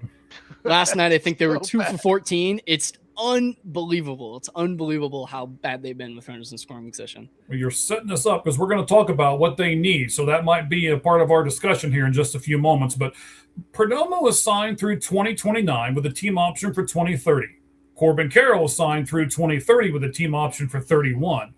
Ketel Marte is signed through 2030 with a team option for 2031. You got to remember Corbin Burns is signed through 2030. He does have an opt-out at the end of this season, but we won't talk about that. Gabriel Moreno has made roughly $5 million so far in his MLB career. So, George, I'm going to start with you and ask, what if, instead of making any trades, that they agreed with Clutch Sports, who represents Moreno, to like a 6-year, $100 million deal for him? Carroll got 7 and 111, and they come out and they say, hey, we trust in our core players and we want to win with this team. George, would you be okay with that? Yeah, I believe that the organization and all of the management still believes in this core. Of course, they went to the World Series in 2023. A lot of people viewed it as sort of premature. It was a lot of young players on this team, a lot of young up-and-coming players. Moreno was a rookie at the time, or maybe a second-year player. Corbin Carroll was a second-year player, and they turned into stars in that playoff run. So people may think that, well, that's an old core. That's a few years ago, but they're still incredibly young. Ketel Marte is getting into his mid-30s, but Geraldo Perdomo, Corbin Carroll, and Gabriel Moreno are still very, very young and controllable, like you just mentioned. So I think they can build around this core. They have to make sure that they're putting the right pieces around them. They're a lot different team than they were last year when they had Eugenio Suarez and Josh Naylor, where they had a lot of power. This year, they've had to sort of play more small ball than they're used to. But yeah, I think there's a lot of reasons to believe in this core and sort of keeping the main guys together. I think there is still a conversation to buy, but well, maybe you have to see how this series goes. Okay, so Cheez, would you consider if the Diamondbacks don't actually make any moves and they just sign one of their actual core players, would you kind of consider that a cop-out, or is that a good move for the Diamondbacks, Cheez? I mean, yeah, it's kind of a cop-out. You don't make any moves. But I always say this, and I said this, I think, a couple weeks ago. I would rather not make any moves than to make just one or two small ones that do nothing. Let's just do something. Like when the Cubs went and got Andrew Kittredge and then Michael Soroka last year, it's like Cubs were like, that fans were like, that's it? Like, that's what you're doing? Like, we're right there. And they lost in Game 5 to the Brewers. They were one game away from the NLCS. It's like, well, if they'd gone out and made a big move. So if they do nothing and just extend someone, it's still better than doing like one or two token things. But I think, I would want them to do more. And by the way, they did not score. Perdomo got out, so they're up 8-7, bottom of the 11th. And even to add to that, management has sort of hinted that the Diamondbacks may or may not make moves at the deadline because of how many players they have coming back from injury. They practically have an entire bullpen, an entire rotation sitting on the injury list right now, on top of Jordan Lawler, Tommy Troy, some of their young up-and-coming prospects. On top of that, of course, Corbin Burns, Ryan Nelson, Michael Soroka coming back from injury. They have two of their best relievers, Justin Martinez, Soroka's always hurt. Yeah, Soroka is always hurt. And I've made that point on my show a lot, that a lot of these players that they're talking about, well, we don't have to make a move. Look how many players are going to come back from injury. How much can you really rely on a lot of these guys to be healthy for the rest of the season or come back and be themselves? So management has sort of hinted they may go cheap, but we'll have to see. That's why the Diamondbacks performing and proving themselves is such a big thing for forcing management to go out and spend at the deadline.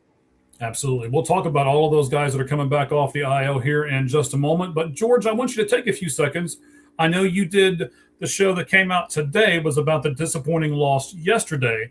But the show that came out a couple days ago was about Gabriel Moreno. Yep. Take a few seconds and promo that show so that our fans will go over to your channel, which is what, by the way?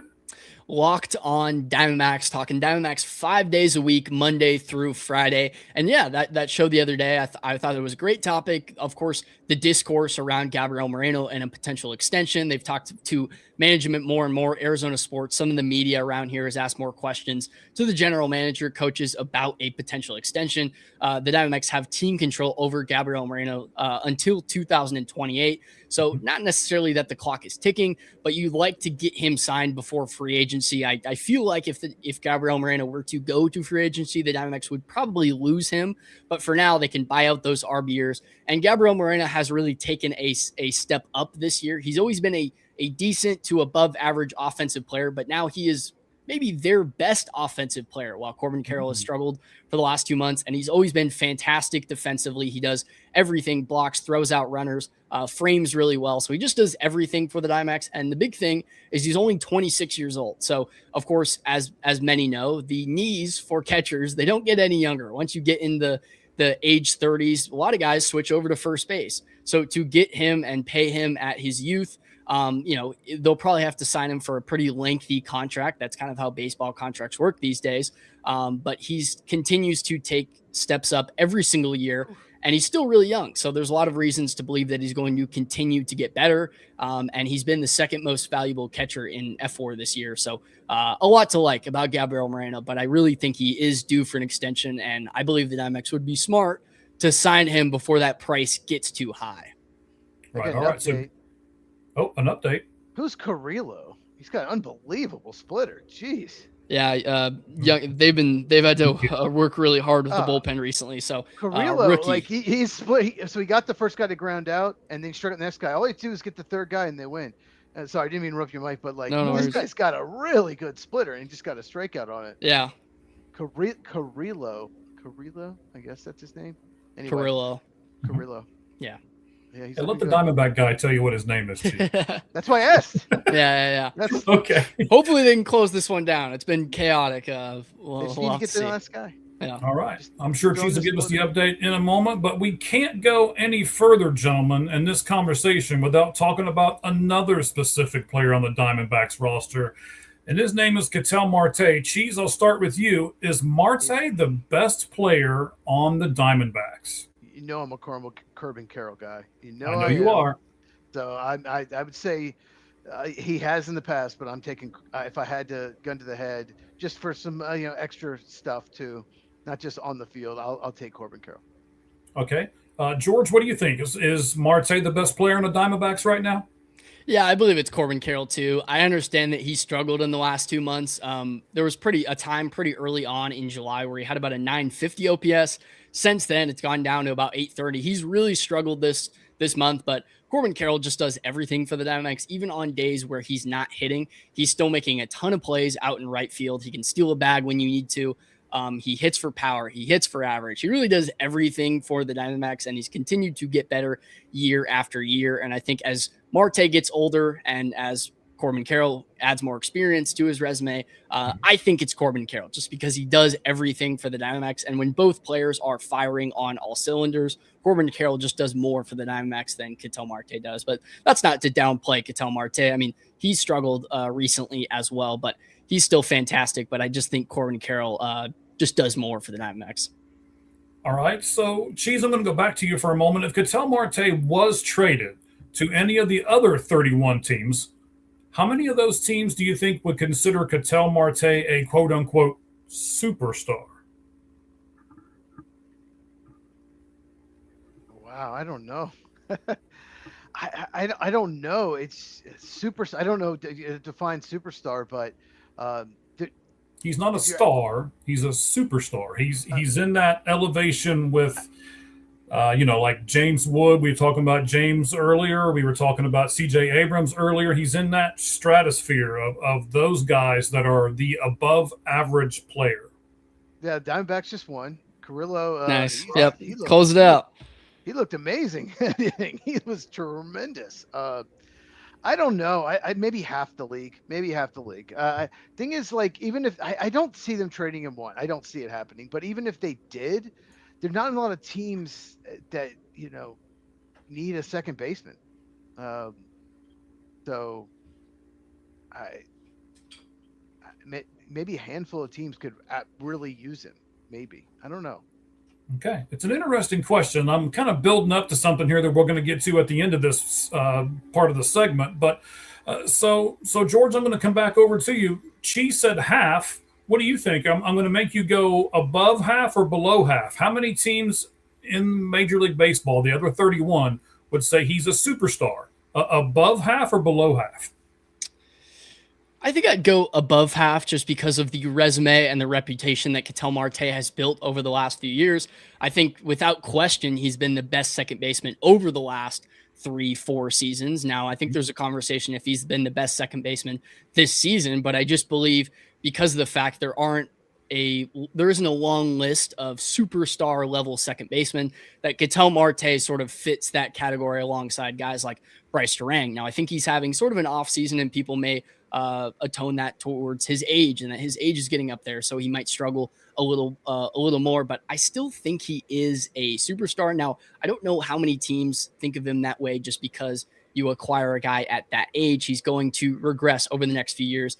Maybe I might say over. I just think he has that reputation over the last few years. Maybe teams aren't watching as close as some others about how he's been playing this season in particular, but I still do think a lot of teams view him as a superstar. His trade value is one thing. He does have 10-5 rights, so he does have to agree to a trade. So that's sort of the tricky thing with Ketel Marte and some of the trade rumors around him this season. But I still think there are a lot of teams that think of Ketel Marte very highly. I mean, Torey Lovullo will probably tell you he's the best second baseman in the league, and there may be some debate on that, but Torey thinks very highly of his own players. Well, Torey should, and Torey's always thought highly of his players. That's one of the things I think a lot of his players like about him. But, you said his reputation. Well, Ketel doesn't always and hasn't always had the greatest of reputations. And I'm sure, gentlemen, that you're aware, he unfollowed the Diamondbacks on his Instagram and he scrubbed all the Diamondbacks content from it. It probably has to do with the negative fan reaction of him not challenging that third strike call in the final at bat on that Cardinals series game where he was swinging at the first pitch. And it was after they loaded the bases against the Washington Nationals, and people were like, take a pitch, including me. When he swung, I was throwing stuff at the television. I was, what are you doing? And they eventually lost that game and lost that series, which was big for them. They lost that game 7-10. Cheez, I'm going to start with you again. What do you think about players having social media, and is it more beneficial or detrimental to themselves and, more importantly, their team?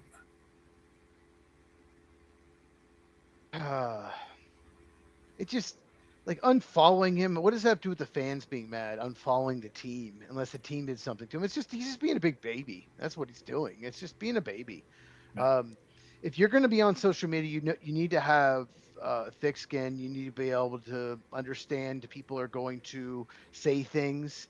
There are trolls out there. We have trolls on our podcast. Yes, we do. I have trolls on my channel. I've ignored 4 or 5 of them already today. Yes, I get trolls on my channel all the time.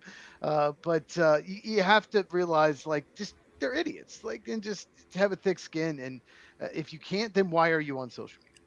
Right. George, what about you? What about the dichotomy between social media and players having it and what it does for themselves and a team? Yeah, it's a weird era because obviously there's not a long history of players and coaches having to deal with social media use. This is more of a recent thing as social media has grown and grown, and players want their own platforms nowadays. So it's a really weird thing. I think in this case, Ketel Marte might have been being a little overdramatic and talking to Torey Lovullo, Steve Gilbert, who works for Major League Baseball and the Diamondbacks. He said that this was sort of a nothing burger, but he did mention, like you said, that Ketel Marte was mad about the criticism that he got from swinging at that pitch. But Ketel Marte sort of has a history where things like that can get to him. And Torey Lovullo maybe babies him in a little bit of a way where he lets some things slide that maybe some managers wouldn't. Torey Lovullo is synonymous for being a player's manager. So maybe he's not as hard on Ketel Marte as he could. But obviously Ketel Marte is somebody who looks at social media and probably gets pretty frustrated over things like that. But for the most part, from what I've heard from Diamondbacks insiders, this is sort of a nothing story, but all at the same time, I think you can look further on this, is that Ketel Marte, I don't know, maybe doesn't have the best relationship with the fans right now. All right. So here's my thing. And I'm this is a personal thing for me and I'm leading to it. We're getting there. I swear. If you are a superstar and you act like this, aren't you saying, like, stop being mean to me, right? And aren't you really going, I can't stand the criticism and I don't want you to do that to me. Gentlemen, if you want to be a superstar, Cheez said it a minute ago, you have to have that thick skin. You have to be able to make these judgment calls on and off the field. He's not been real great over the last couple of weeks at making those judgment calls. He did not challenge that third strike. He should have. That pitch wasn't even close, and that ended the game. He should not have swung at that pitch. That pitch was way too far inside. The pitcher had just walked the 3 batters prior to you. Shouldn't you take a pitch? The answer is yes, you should. And then when fans like myself or fans like either of the two of you criticize him, he's just like, oh, my God, stop it. You're being so mean. How about you stop, Ketel? If you want to be a superstar, be a superstar. And if you don't, maybe you should go somewhere else. Yeah, I think there's a fine line between what's okay on social media and what's not. But I also think an athlete has to understand that they're playing on the biggest stage in America right now. There's no football going on. There's no basketball going on. It's just baseball. So people are watching the Diamondbacks, especially if you're from Arizona. Maybe you're paying attention to Cardinals training camp, whatever. But people are locked into the Diamondbacks right now. And if you make a mistake like that, and obviously, especially with that called strike 3 thing, people are going to criticize you online, because when it's mental mistakes, that's kind of where things go wrong. And especially criticism is earned. Obviously, like I mentioned, there's a fine line between being personal and then criticizing Ketel's play. But I just think as a player, you have to understand that if you make a mistake on the field, that this is Major League Baseball, and people love to talk on social media these days, that maybe stay off social media. Otherwise, you're going to see things that are going to frustrate you. But I definitely agree that, there has to be something to where you understand that there's going to be criticism. You have to be okay with that. You can't overreact to each thing that people are talking about you online, unless it is personal, because Ketel Marte has had a history where some people have taken personal shots at him, and it hasn't been okay. And he hasn't taken it very well, which is totally understandable. Right. Now, Cheez already said in his comment earlier that he didn't see Ketel Marte being traded this season. During this trade deadline, George, what about you? Do you think there's a possibility? Do you think there's no way? Or do you think there's a high probability that he'll get traded? I don't see it. Like I mentioned earlier, he has his 10-5 right, so Ketel Marte has to approve a trade to another team. He's already made a list of teams that he won't go to. And I just think Ketel Marte doesn't want to leave right now. I don't think the organization wants Ketel Marte. There was obviously a situation last year where the organization was frustrated with him taking off games.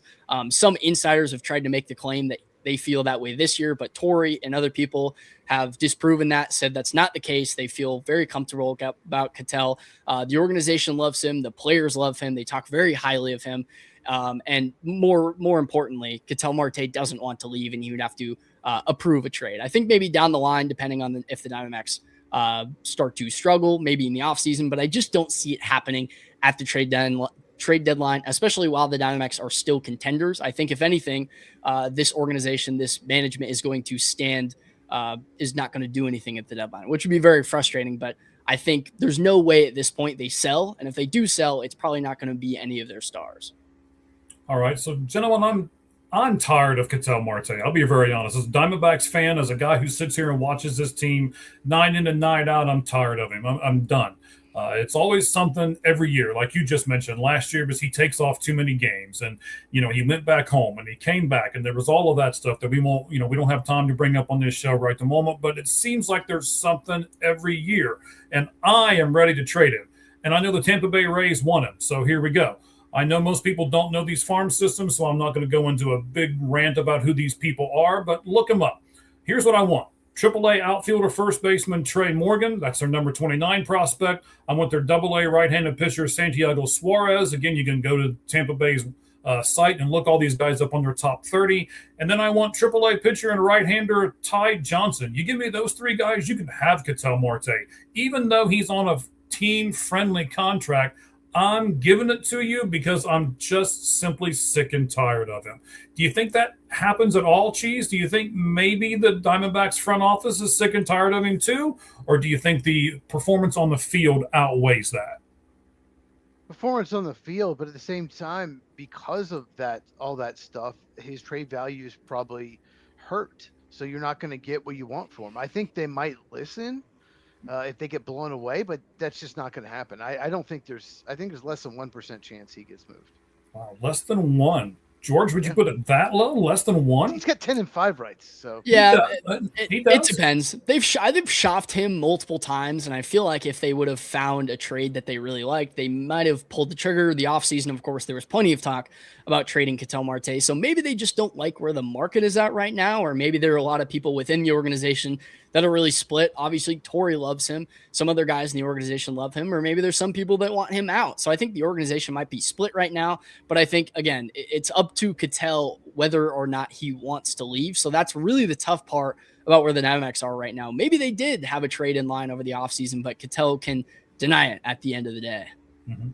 Now, I know Tampa Bay wants a second baseman. That's probably the one spot where they're not really producing if you look at their team. And again, I talked about this earlier in the podcast. I think that the Rays are really going to be out there and they're really going to go for it. So that's the reason why I was doing this particular trade. So if they go after a starting pitcher, though, gentlemen, what do you think they can reasonably acquire? Let me give you the guy that I like. For my pick, I would like for him to go out and get Foster Griffin from the Nationals. 132 to 28K for walk.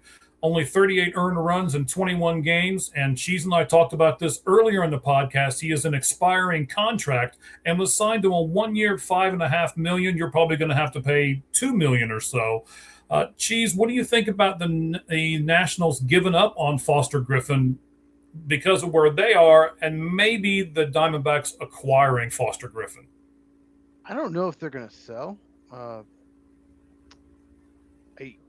Definitely, if they are, they could probably get something for him for sure. Mm-hmm. What about Emerson Hancock? Is that his name? From the Seattle Mariners, yep. I think he'd be such a good fit. He's like a sinker slider guy, like a lot of ground balls. I think that fit well in the Diamondbacks stadium. I like that fit. I wonder what you guys think of him.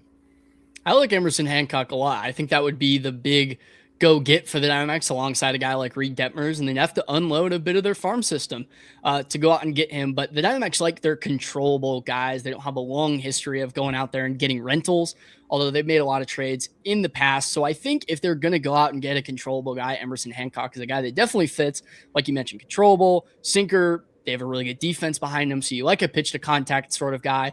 I think Foster Griffin is a good guy to go out and get too. I like him a lot. Just saw him in the last series, Diamondbacks versus Nationals. But again, there is the question, if the Diamondbacks sell if the Nationals sell, they're in a weird spot alongside some of those other teams. The NL wildcard race has been really weird this year. There's not a whole lot of sellers. It's definitely a seller's market. So the team sitting at the bottom can get a big chunk of change for all these pitchers, including Emerson Hancock. He's probably going to, if he does get traded, he's going to go for a pretty penny. Now, in the same episode, George, that you did with Gabriel Moreno, you mentioned a couple pitchers. I like one of them that you really mentioned, too. His name's Shane Bieber. I got his autograph not too long ago. It's one of my prized possessions over there in the corner. It's a really nice card, but he took it from me, was really nice, talked to me for a moment, signed it. So it's one of those things where it's like, oh, yeah, now I really like Shane Bieber, and I'd love for him to come over here to the Arizona Diamondbacks. But, George, why do you like Bieber so much, and why do you think that they could actually go to Toronto and get him? Yeah, so I believe he just fits in their price range. I think that's number one. The Diamondbacks and the organization has sort of hinted they don't want to add a ton of money at the deadline. This is their most expensive team in team history this year. They're closing in on that luxury tax, so it just feels like they're going to have to get somebody that fits what they want money-wise, and Shane Bieber just does just that. He's an unrestricted free agent in the offseason. Of course, you guys mentioned it with the lockout next season. I think that does affect how teams go out there and go for the deadline. Maybe a guy that's a rental is better. If anything, you go out again, a controllable guy, you lose a year of control on him. I don't believe the contracts are going to change just because there's a lockout.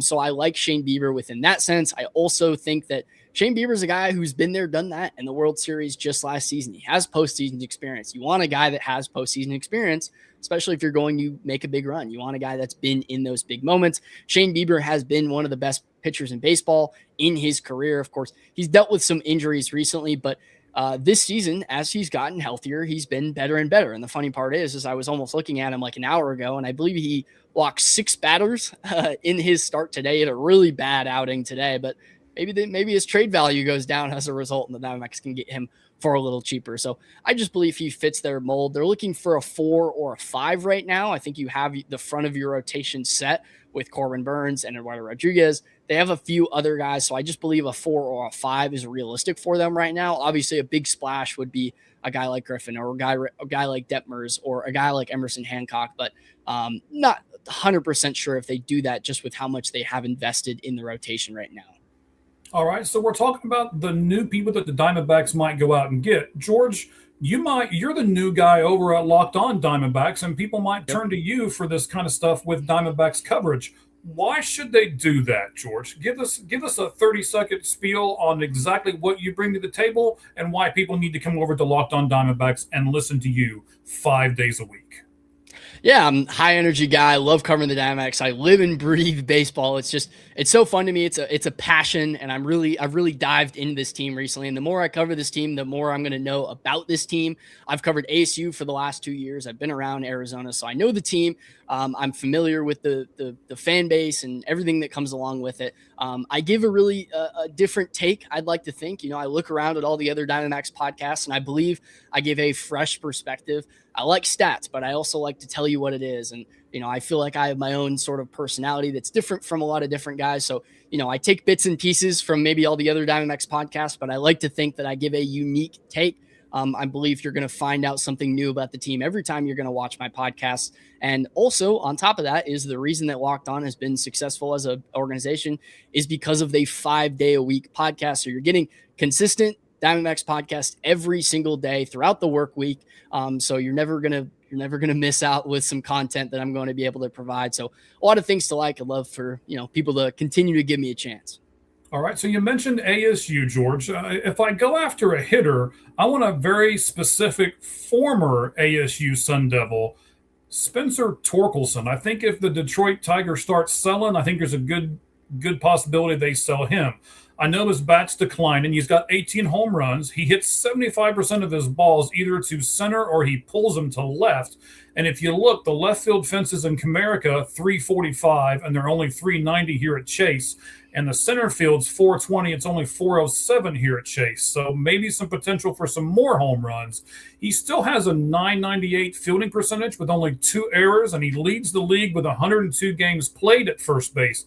He's only 26, and he's not a free agent. You talked about controllable players until 2029. He made roughly $4 million this season.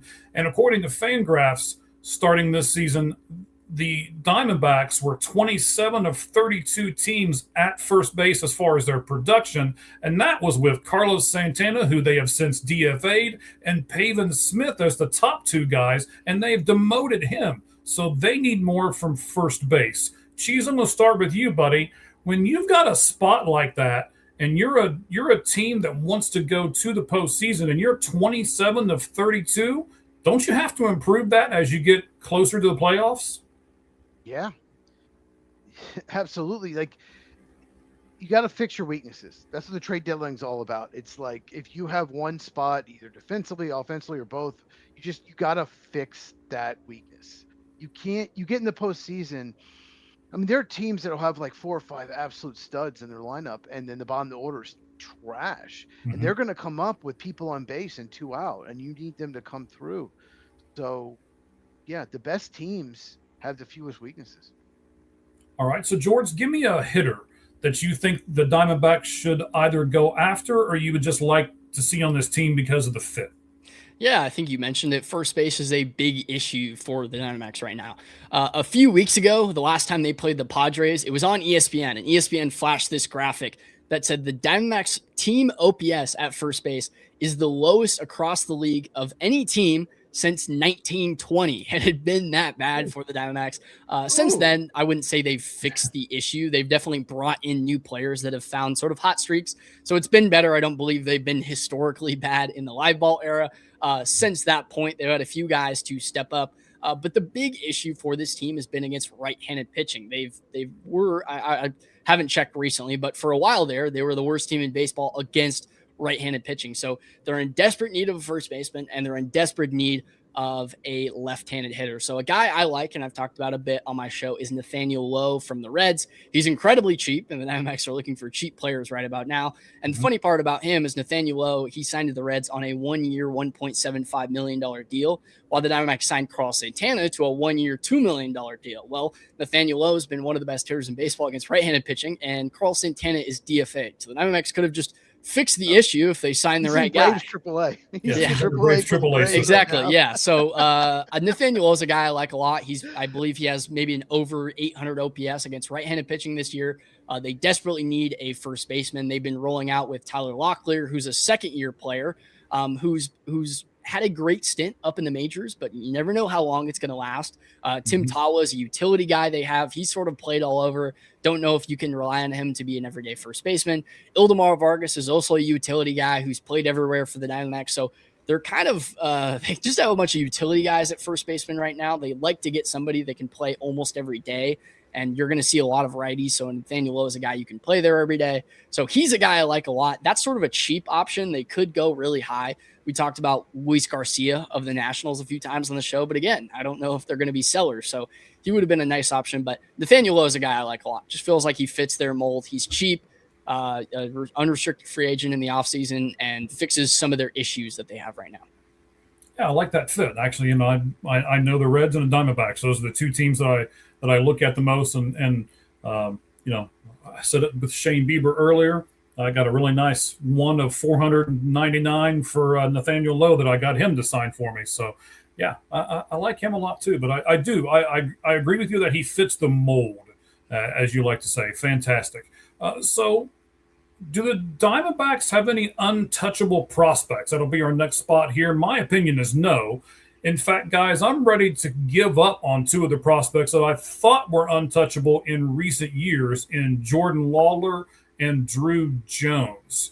Cheez, I don't know how much you know about those two particular players. What do you know about Jordan Lawler and Drew Jones? And are you in my camp that you're ready to give up on them? Well, Diamondbacks feel like they haven't had much luck in the top 10 drafting. When they took Pavin Smith, you thought he was going to be amazing. Left-handed first baseman. No, he's not very good. Drew Jones most people had him as the best player in the draft. The guy he just doesn't hit for power. You don't have any power. Right. He's speedy. He's toolsy. I mean, it's a big deal to me because I'm such a big fan of his dad's. So we'll talk about his dad here in a little bit. I wouldn't trade Case and Cunningham. That's probably pulling out people from their system. Look at you, Cheez. I watched, me in the drafts. There's a first round pick last year. It's true. I know. I really like him. I think I think he's going to hit. He can hit. I think a lot of these guys that fail, they just don't hit enough. They get to they're 220, 230. They just don't hit. He can hit. So I don't know if I'd trade him. Plus he's a lefty, left-handed infielder.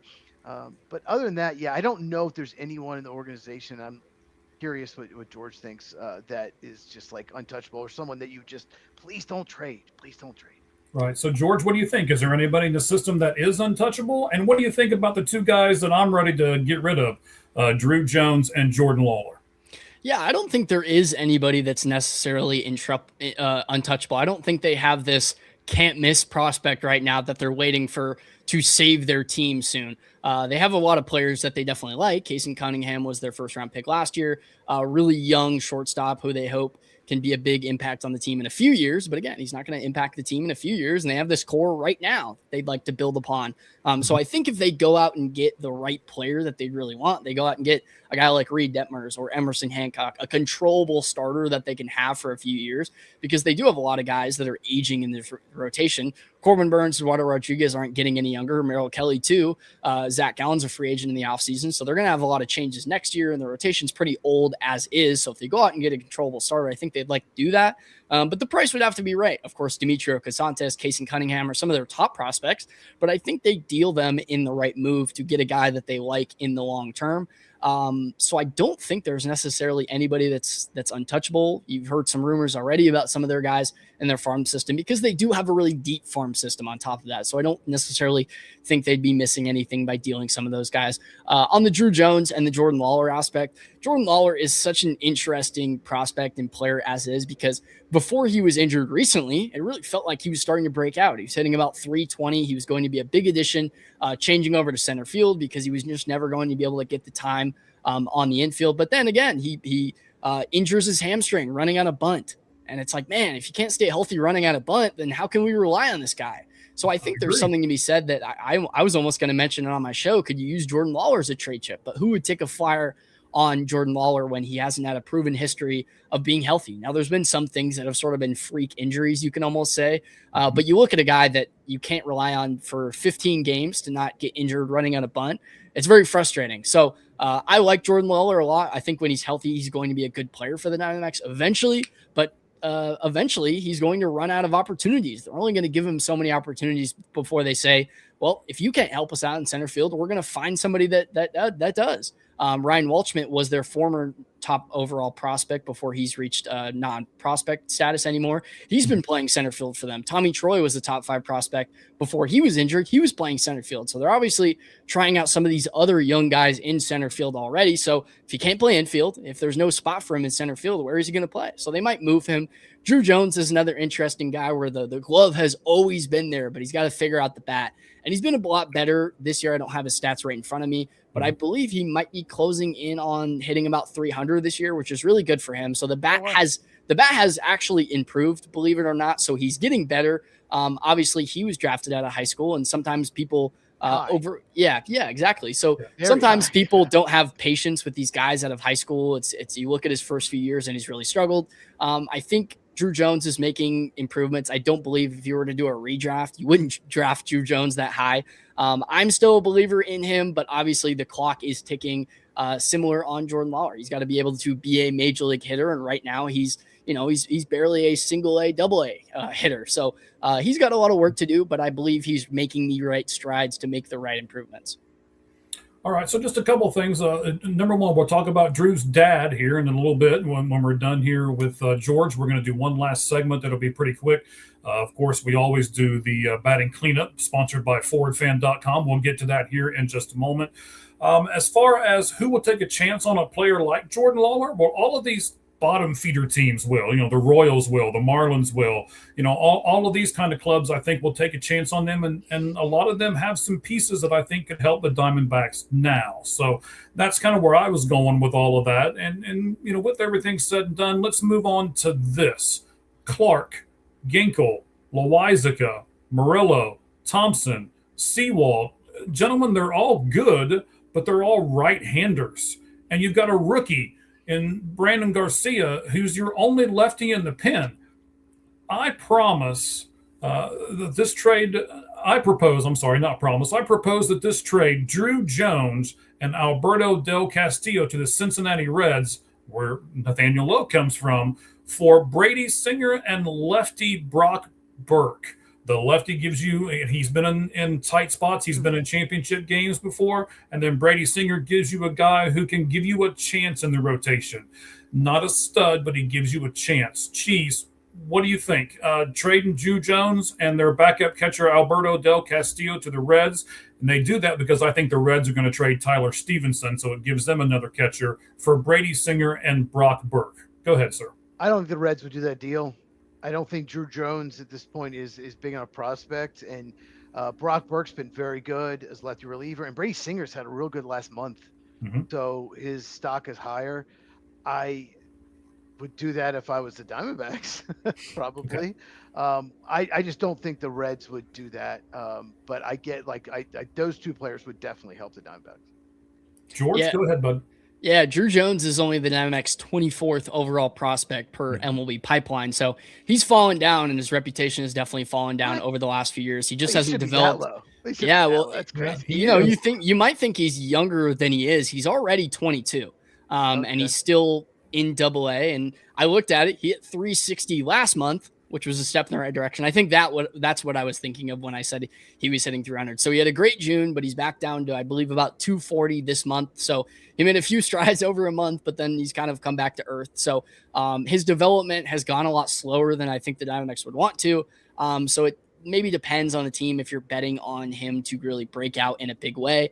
And Alberto Castillo is a nice player, but he might be kind of a quadruple A sort of player. That's sort of what he's been for the Diamondbacks, kind of going up and down on the team, although I think he is a nice piece and he could develop on the right team. But I think the Diamondbacks might have to give up a little more for that, especially for Brady Singer, and then you get a reliever on top of it. But you make a really good point. They only have one lefty in the bullpen, and it's really hurt them in this Pirate series. The Pirates have the second best team OPS against right-handed pitching in baseball, and the Diamondbacks came into the series with using Braden Garcia the previous day against the Nationals, so they couldn't use him yesterday, which was really frustrating because then they had to go to a bunch of righty relievers, and then they blew the game because of Jonathan Loizaga and a few other guys.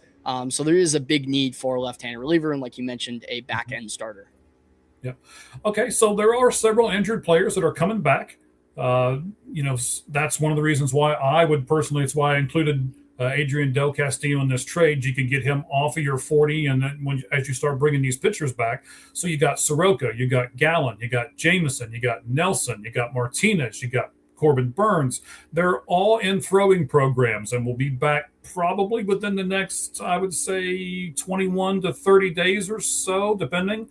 And then you've got hitters. You got Gurriel Jr. and you got Jordan Lawler coming back. George, I'm actually going to start with you on this one. which one of these players that I just mentioned, you got Soroka, Gallen, Jameson, Nelson, Martinez, Burns, Gurriel Jr., Jordan Lawler, which ones do you think can actually help the club now and their push towards the playoffs? I probably have most of my belief in Michael Soroka. He was on a tear before he got injured, which was really frustrating because he was on pace to potentially be the Diamondbacks' best pitcher. He really revamped his pitching motion. He's changed his pitches. I mean, since his years in Atlanta, he's a completely different pitcher. Really revived his career after he dealt with so many injuries, and he's been fantastic. Big strikeout pitcher now, but it is frustrating it's taken him so long because now he has to go through a throwing program, and it takes him a little longer to get back from injury. But the Diamondbacks desperately need a starter right now, and Michael Soroka would probably be the guy I would bet on the most. He's shown he can go deep into games. He's shown that this isn't really a fluke. This might actually be Michael Soroka, where he's sitting around potentially a low 3 ERA. I don't know yet if I trust Corbin Burns. Pitchers coming back from Tommy John are sort of a mixed bag on what you're going to be able to get. I don't trust Lourdes Gurriel Jr. He's shown that when he's just not healthy, he doesn't have his legs under him, and he's really struggled at the plate. Who knows what you're going to get back from Jordan Lawler again. He's another guy that's consistently injury prone. Ryan Nelson, the report with him is that he might not come back as a starter this season because he wouldn't be able to ramp up and be able to start again. So he might come back as a reliever. Drew Jameson hasn't been good in the time that he's been around the Diamondbacks this season. Maybe a guy that you didn't mention right there, AJ Puck. He's had a few setbacks, and I don't actually know what to deal with it with his AJ Puck. I'm not counting on him. Yeah, they need a left-handed pitcher, and he'd probably be the guy that would be best in that bullpen. I love Martinez, and I think he should be the Diamondbacks closer. He would be if he were healthy. And Paul Stewart has a 5 ERA after another blown save tonight. I think if you can get Martinez back healthy, that's a really big addition for this bullpen. We've talked about a lot what the Diamondbacks need at the deadline, and it's relief pitching and it's starting pitching. Well, they have all of that on the injured list. It's just a matter of when these guys are going to come back because they've had so many setbacks and what you're going to be able to get out of these guys when they do come back. Are they going to be their former selves, or are they still nursing some injuries until the rest of the season? Yeah, I would say go get Kirby Yates from the Angels, but that's just me. Cheez, you got Gallen and you got Soroka. If it were me, I'd put them as bullpen pieces, especially if I could get two decent starters like Brady Singer or Shane Bieber or Foster Griffin, as we've already talked about. Jameson and Martinez, I would probably put them on lengthy rehab assignments and just kind of put them on the shelf until next year. But Nelson and Corbin Burns, Cheez, I think they're interesting, and they might even be good wild card players for this team. What do you think about these guys that we're talking about here, bud? The last two could be, but you can't count on it. But one thing you mentioned, Soroka, when he was with the White Sox, he was much better out of the pen. That's kind of where he revitalized his career after. Absolutely, I agree. He kept tearing his Achilles. Had this, and then he's the weirdest thing. Then he was just walking. He was still with Brave and just tore it again. He was just walking. And then he goes to the White Sox, and when he worked out of the bullpen, he was very effective, better as a starter. So I could definitely see him maybe be like a seventh inning type guy. So I would definitely consider doing that if they trade for a starter. All right. So George, man, I've listened to a lot of your podcasts. How many podcasts have you done? I know there was another guy, and then there was some real loser before that guy. That was me, by the way. There's a lot of guys. Yeah. Well, I tell you what, man, I've got mad respect for what you do. I know you're a recent college graduate. I think you're in a great spot being that way. You probably don't have a wife and kids and all this stuff that you got to feed and everything else, right? It's rough. I did it for, about a month. In fact, I did it for less than a month because I told them not to even worry about paying me. I was like, don't even send me the check. Just keep it. And, I didn't do that much for you. So, what you have to do you be quiet there, guy in the middle. We'll smash you like a pimple. So what you have to do in order to be the guy for Locked On Diamondbacks is a lot. It's a lot more than people want to give it credit for. You have to do the artwork. You've got to be able to come up with topics. You got to be able to do all kinds of stuff. So why, George? Why the Arizona Diamondbacks and why Locked On? Yeah, I think in the Diamondbacks case, I covered ASU for the last 4 years, covered ASU baseball pretty seriously, as I'd like to think the head beat writer for the last 2 years. So for me, it was an easy transition. I had a lot of people that already followed me on Twitter and some other social platforms to make the transition from covering Arizona State to covering the Arizona Diamondbacks. It felt like I could bring some of the attention and some of the guys that I had over there watching me and watching and reading all my stuff over to covering the Diamondbacks. So it felt like an easy transition. I'm already here in Arizona, so it just makes sense that I'm talking about the Diamondbacks already. And, I've kept up to date with the Diamondbacks the last 4 years. Now, of course, this is the most I've watched the team and paid attention to the team, but it's a team that I'm very familiar with being here. I've been to a ton of games. I know the fan experience. I know the beat writer experience of covering ASU. I understand all the different perspectives. So I feel like it was an easy transition going from Arizona State to the Diamondbacks, especially a team that I'm familiar with. And then with Locked On, like you mentioned, it's a big company and there's a lot of people that have my support that have really helped me out to get this podcast underway. And like I mentioned, I've been a beat writer and mostly done writing the last 4 years. So the next step to add a skill to my resume, to my repertoire, is to be able to talk in front of a camera. And as you guys well know, talking in front of a camera, being energetic, building topics and creating a show is its own sort of skill.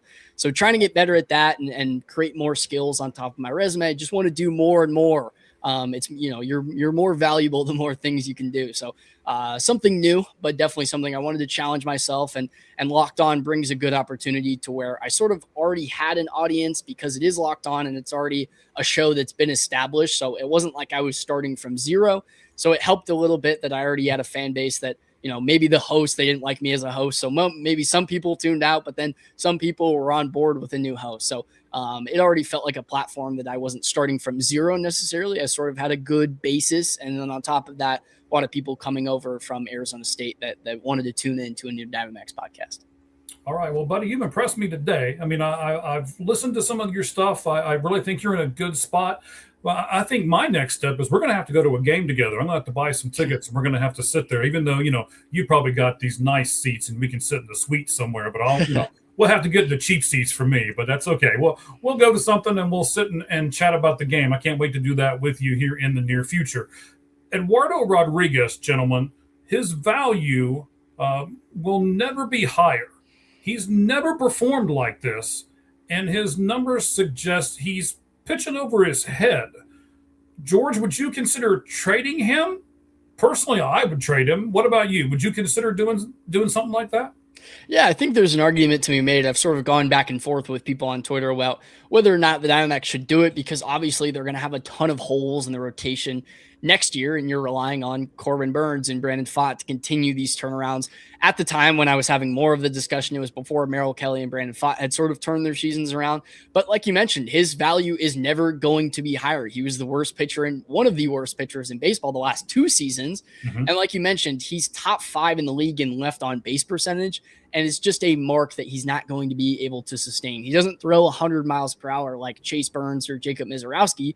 So he's got to have pinpoint command. We've seen in a few outings from him recently that when he doesn't have pinpoint command, the results are really poor because he relies on deception and a 92 mile per hour fastball and sort of being a pitch to contact guy. So I feel like he's got away with a lot of loud starts. In his last start versus the Nationals, he gave up 7 hits and 3 walks, only gave up 2 earned runs. That's sort of been the story with Eduardo Rodriguez all season. So I think it's whether or not the organization believes that this is sustainable for Eduardo Rodriguez, that he can live with all this on-base pressure and still be able to hold a low ERA. I just think another reason is the Diamondbacks are in contention right now, and he's sort of been their horse this season. He's been their probably team MVP this season based on the results that he's been able to have in the ERA department. So I just don't think the Diamondbacks might be ready to deal him. I think maybe if there was a dramatic drop-off, they would have thought about it. But maybe the organization is too fond of Eduardo Rodriguez right now. I know that Torey Lovullo has a long history when he was back with the Red Sox, and Torey Lovullo was with the Red Sox, so Eduardo Rodriguez. So really likes him. It's just a matter of the Diamondbacks are going to be buyers most likely. So I just don't think they would. But I think there is definitely a conversation. His trade value is never going to be higher, and there's a lot of belief that he won't be able to sustain the amount of success that he's been able to have right now. So it's an interesting discussion. I definitely think you could get like I mentioned before, a pretty penny for Eduardo Rodriguez. Just the situation might not be there for it. Right now, if it's me, and Cheez, I'll get to you here in just a second, buddy, I would trade him to the Texas Rangers. They even got you a person, second base / center field. They need a center fielder. They haven't decided who they're going to do. And, if you remember from earlier in our discussion, I'm trading away our current second baseman. So I'm going to bring in a guy named Cam Cauley from the Rangers. He draws comparisons to Dustin Pedroia. He's small and he's gritty and he's versatile. It honestly sounds like a Diamondbacks player to me. But Cheez, what do you think about trading a guy whose value would never be higher, even though you're in a pennant race for a spot in the playoffs? You guys Mike, you want to sell. You're trying to sell Ketel Marte. I would sell Eduardo Rodriguez. I would. If you cannot trade Ketel Marte and Eduardo Rodriguez unless you're just like, we're not going to try. Like we're selling off. You're getting good stuff back. Trust me. Look up those people I suggested. No. His value's never been higher. There's no doubt about it. And I get what you're thinking, but if you're going for it, you're trying to make the playoffs, which they would make the playoffs if the season ended today. They would be the last wild card. Mm-hmm. You can't trade either one of those. Like either one you trade would diminish the team. And so I get what you're thinking. You're thinking value. This is the way Mike thinks. Mike looks at stats and value, like, oh, what can we get for him? What can we get? But I just do not see it happening. If they were like 51 and 58, sure, yeah, I'm sure they'd be shopping both of them. But I don't see it at all. Rodriguez has been really good this year. And their organization really gets attached to players. Pavin Smith is a good example that he was hitting about 100, his batting average 100 for about a month and a half. Like I mentioned, the Padres or ESPN flashed that graphic that they've been historically bad, and they still wouldn't give up on him. All Mike Hazen and Torey Lovullo could say was that it's coming. So they really get attached to these players, and they sometimes feel like they don't want to depart them, whether they're struggling or succeeding. Right. So I think especially when a guy is succeeding that Torey has a long history with, they'll do anything they can to not let those guys go. So it's a weird line because they really do get attached to these players that they really like, and especially guys that are performing well. And if they're in a race, they might not move those guys. And that's what I try really hard not to do, is get attached to these players, right? There are certain, I've got a Pavin Smith autograph right over there. He took his time, talked to me and everything else. I like Pavin Smith, but he's not my end all be all first baseman, right? You've got to perform. And if you don't perform, you're out. Or if you're a whiny baby, to me, you're out. I'm picky, and there's plenty of players out there and plenty of teams that would love to have you. So I'll trade you and get something back. Here we go. Cheez, you showed this to me. You sent it to me. Let's pull it up on the screen. I will probably have to take the graphic off the top. And yes, I'm going to have to. That'll take me just a second here. So let me hit the button and get that off the top. This, gentlemen, is team fielding run value. You'll look. Cheez's Chicago Cubs are number 1. And look, the Arizona Diamondbacks are number 2. So Cheez, you sent me this. Tell me what this means and why it's so important, buddy. Pretty simple. It's Fangraphs defensive runs saved, adding all the fielders together. So when you hear defensive runs saved, this person leads the league. This adds up the entire team. So if you have like a really good shortstop, but the rest of the infield's terrible, you probably might have a negative, DFS. So it's basically just showing overall, how good your defense is as far as saving runs, overall of the. I guess it's the 9. Maybe it's 8 positions. I don't know if it includes pitcher. I have no idea. I'm assuming it doesn't. But, no, I don't think it does. Okay, that's basically what the chart is. It's just showing who has the best overall defense in the league. All right, so George, what kind of merit would you put behind this stat? As Cheez explained, this is everybody's defense put together, and the Diamondbacks ranked 2nd. Yeah, I think it's really important for this team in particular. You'll notice with a lot of Diamondbacks pitchers is that the way they succeed is just pounding the zone. You're not going to see a lot of strikeouts from a lot of different Diamondbacks hitters. They just pound the zone, and there are a lot of pitch to contacts. Brandon Pfaadt, the reason he's turned his season around is because he's about a 70% strike rate. He's just pounding the zone. But the reason they can do that is because they have such athletic fielders behind them that continue to make plays. We just talked about Eduardo Rodriguez. A big reason why he's been so successful being a pitch to contact guy is because Geraldo Perdomo, Gabriel Moreno, Corbin Carroll, a lot of these guys have saved them from some pretty hard hit balls. So it's a big reason why the Diamondbacks have been so successful this year. It's a pretty underrated reason why they've been so successful this year is that they have this lockdown defense behind them. So I think it's really important. You'll see, I mean, the Diamondbacks have had so much go wrong for them, but defense has been a big reason why their bullpen, some of their starters have been really successful this season. So I put a lot of value into this, especially when you look at how the team has operated this year. The Diamondbacks certainly have made some starters look better than maybe they've been. This Eduardo Rodriguez, like I mentioned.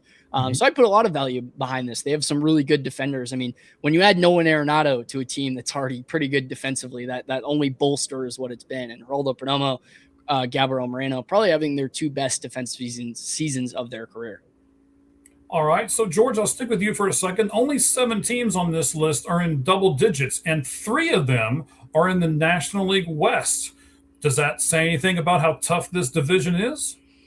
Yeah, it's a really tough division. I know some teams have underperformed, but it almost feels like the Rockies are still somewhat of a quality team just because of some of the bats they have. Well, the Giants still have plenty of talent, although they've struggled this year. But then you look at sort of the top up. The Padres are a really good defensive team. They have some superstars that have underperformed.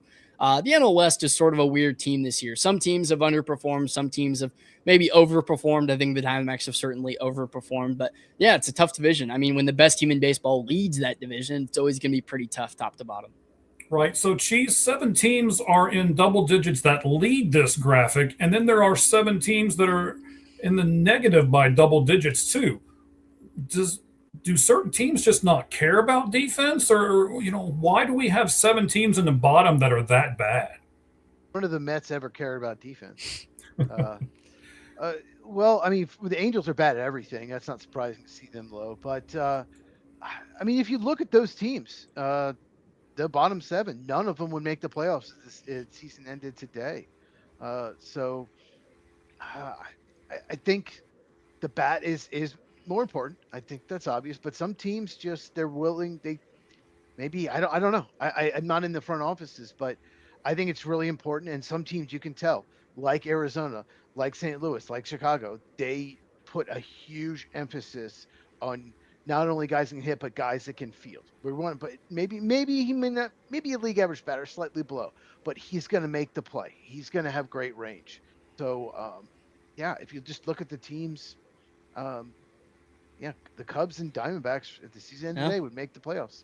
Yeah, there's a big correlation between teams that make the simple plays, make the hard plays, save their pitching staff, that are going to be successful. I mean, you can look top to bottom. A lot of those teams, if you're making the plays, if you're top in defense, you're going to be a successful team. I know the Blue Jays have maybe underperformed a little bit, but defense is a big thing that people don't give a lot of players credit for. I talk about Pete Crow Armstrong a lot. People don't give a lot of credit for how dominant he is defensively, and he's a big reason why the Cubs are at the top there. Man, stop sucking up. And no, but the thing was, like with the Cubs, like 47 runs saved, that's a lot of wins. No. They've won more games than they've saved their pitchers. Let's put it this way. A lot of wins. They've saved their team a lot of wins by having that elite defense. And it's not just PCA. PCA obviously is the biggest part of it, but Ian Happ in left field, Dansby Swanson at short, Nico Horner at second, all could win the Gold Glove. So they have so many guys. I don't know if they have a spot where they're weak. Maybe right field is the only spot that you might say is even below average. So that's just to have all those players. You hit it anywhere pretty much except right field to have, a Gold Glove caliber. That's just incredible advantage. Right. So, Cheez, I'm going to do one last thing here with you on this graphic, and then we're going to take it off the board. We got one more question to get to here, and then we'll have George plug some of his stuff here at the end. But you've got Seattle, you've got Minnesota, and you've got Pittsburgh in the bottom tier of this. Is their defense going to keep them from making the playoff push? Yeah. Look at those numbers. I mean, you miss it by a game or two. That's terrible. Yeah. That's it. Yeah. Okay. It can be that simple. It can be just a yes. I mean, the answer is yes. I'll give you a good example. The Pirates made 3 errors against the Diamondbacks tonight, and they lost by 1 run. 2 of those errors, I believe, turned into a run. So there you go. There you go. All right. Look at this. All of us combining together to make a great show. Look at that, how that all happens. All right. So lastly, gentlemen, Fangraphs. It's not counting today's win against Pittsburgh. It is counting yesterday's loss against Pittsburgh. Fangraphs gave the Arizona Diamondbacks a 31.8% to make the playoffs. Cheez is at a high enough percentage to push all your chips into the middle and go out and get 3 or 4 players at the deadline. Wait, the Diamondbacks? Yes. 31.8% right now? Correct. That can't be right. It is. I looked it up before we. It was so again. It was as yesterday. They're wrong because, like, first of all, they make the playoffs as the season ended today, and second of all, they don't have the hardest schedule left compared to a lot of those teams. So, well, you got to remember. We were talking earlier. They do play the Cubs. They play the Phillies. They still play a lot of these teams that are close to them in the wild card, and I think that's where this percentage is where it's at, because if they lose a lot of those games, then they're going to get knocked out of that race. I could be wrong. I might have been mixing them up. I thought they were on a list of like one of the easiest schedules, but I would give a greater, much greater, to answer your question. I believe it always also factors in the fact that there's so many teams in that NL wildcard race right now that it's sort of maybe splitting that percentage between a lot of those teams. In this race right now, if the Diamondbacks go on a 4-game skid, they might be 3 spots down below the NL wildcard race. So I think it is just the amount of teams that are in this race right now, and really only maybe the Cubs have quote unquote run away with it, but even then they're only maybe 5 games above that last spot. So there's just a lot of teams in the race right now. Maybe that percentage goes up to about 35 or so after this win today. So it's a tough race. And it would really go up if they'd win tomorrow's game, because then they have the tiebreaker against Pittsburgh too. So big game tomorrow for the Arizona Diamondbacks. So, gentlemen, I believe Cheez already answered this question. He was surprised it was 31.8. It was that low. George, are you in that same boat? Are you surprised that it's that low, or would you give them a higher percentage to make the playoffs right now if they make no moves whatsoever? I still think that a lot of fans may not understand how many players the Diamondbacks have on the injured list, that this team can theoretically not at the deadline and still get some superstars in the back half of the year. I mean, Corbin Burns could lead their staff on any given season, but there's a lot of question marks relying around a lot of those guys. Michael Soroka can be a good maybe 3-4 on a contender. So they have a lot of good players that are going to come back from injury. So if they don't make a move, they're still going to get better as the season goes on. But I believe some of their biggest holes on the team are players that they are not going to get back from injury. Like I mentioned, first base, a left-handed hitter, a left-handed reliever, and who knows when AJ Puck is going to come back. So I think maybe 35, 36, 37 would be a good mark as of right now. I think that number goes up in a big way if they're able to beat the Pirates tomorrow. But I do think that's a good mark for them right now. I don't look too much into playoff odds. I think you can just kind of look at where they are in the NL wildcard race and say, well, if they beat these teams. But the Diamondbacks have a lot of good things coming, hopefully ahead of them, at least getting guys back from injury. But we've been saying that all season. These guys are going to be back. These guys are going to be back. And then Corbin Burns has a setback. AJ Puck has a setback. Michael Soroka is injured. Ryan Nelson is injured. So they've had so many setbacks that how much can you really rely on those guys coming back from injury? So the Diamondbacks are a really weird team right now. I don't really know what to think of them. 1 second they're winning 5 games in a row. The next they're losing 4 games in a row. 1 second you'll think they're, they might catch up to the Dodgers. And then the next second, maybe they're sellers. So they're a really weird team right now. All right. So go ahead. You bring up a good point. The playoff percentage is what you are now and what they project you going forward. But like the Marlins went on, I don't know how many games there 12 or 13. Yeah. Yeah. That their playoff odds went to in the basement. And then what if the Red Sox, when they won all those games in a row, their odds changed. So that's a great point. Like it's what they project going forward, but anyone can go on a 7-game winning streak, 7-game losing streak, completely changes everything. Yeah. The Diamondbacks swept the Dodgers before the All-Star break. Who would have predicted that? Right.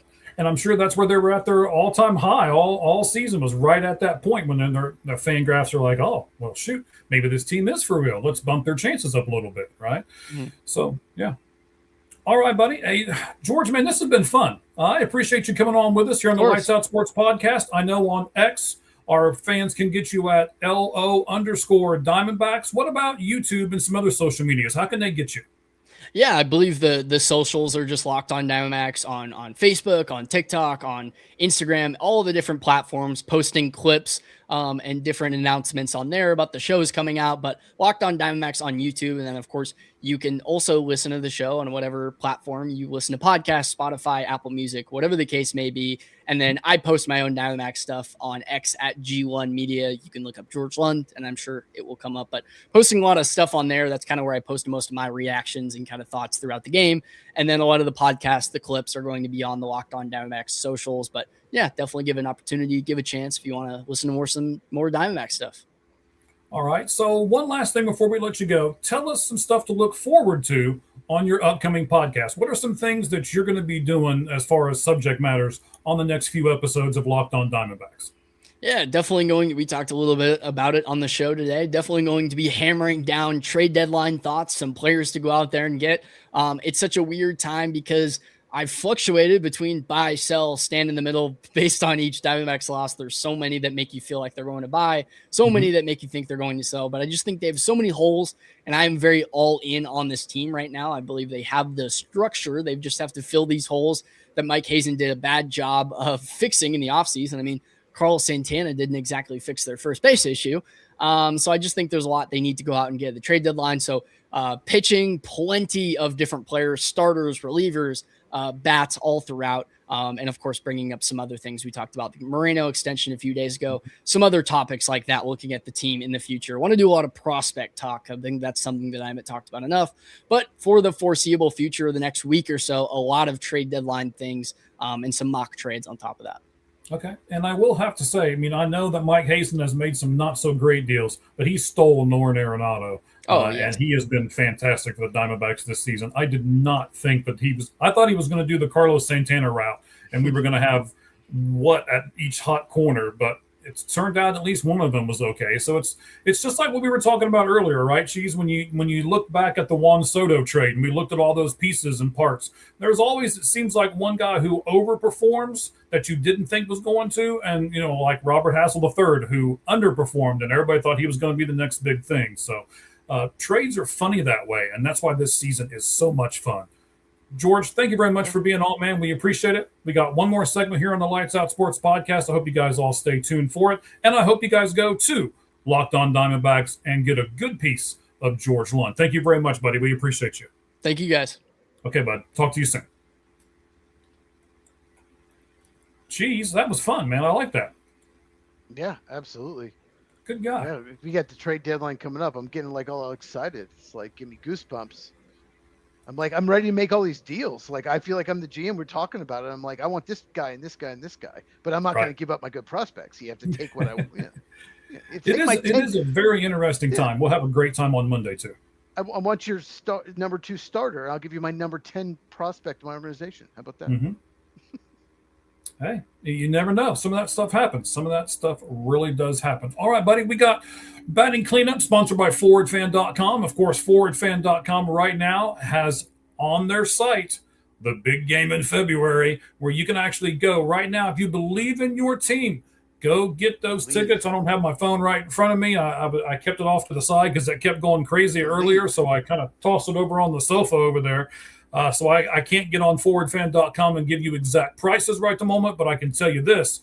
ForwardFan.com has every Major League Baseball team ready to go for you to get tickets for, and now they have every NFL team for you to get tickets for as well. So go to ForwardFan.com, use the code AGO10, all gloves off 10, and you'll get 10% more off whatever you're buying there. And not just the first time, every time you go to ForwardFan.com. Do it, Arizona Cardinals fans. It's cheap.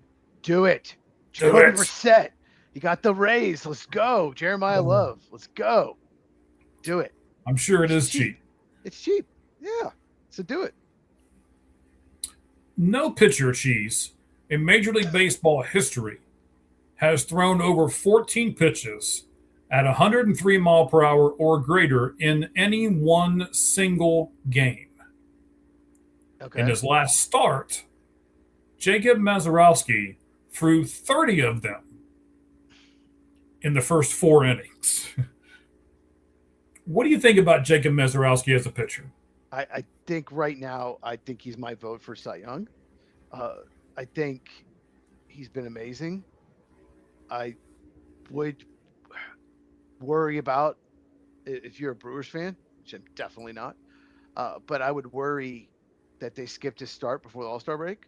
Watching innings, I get it. You had like Cade Horton, the Cubs, was amazing the second half last year. Immediately tore his elbow up, started this year. Mm-hmm.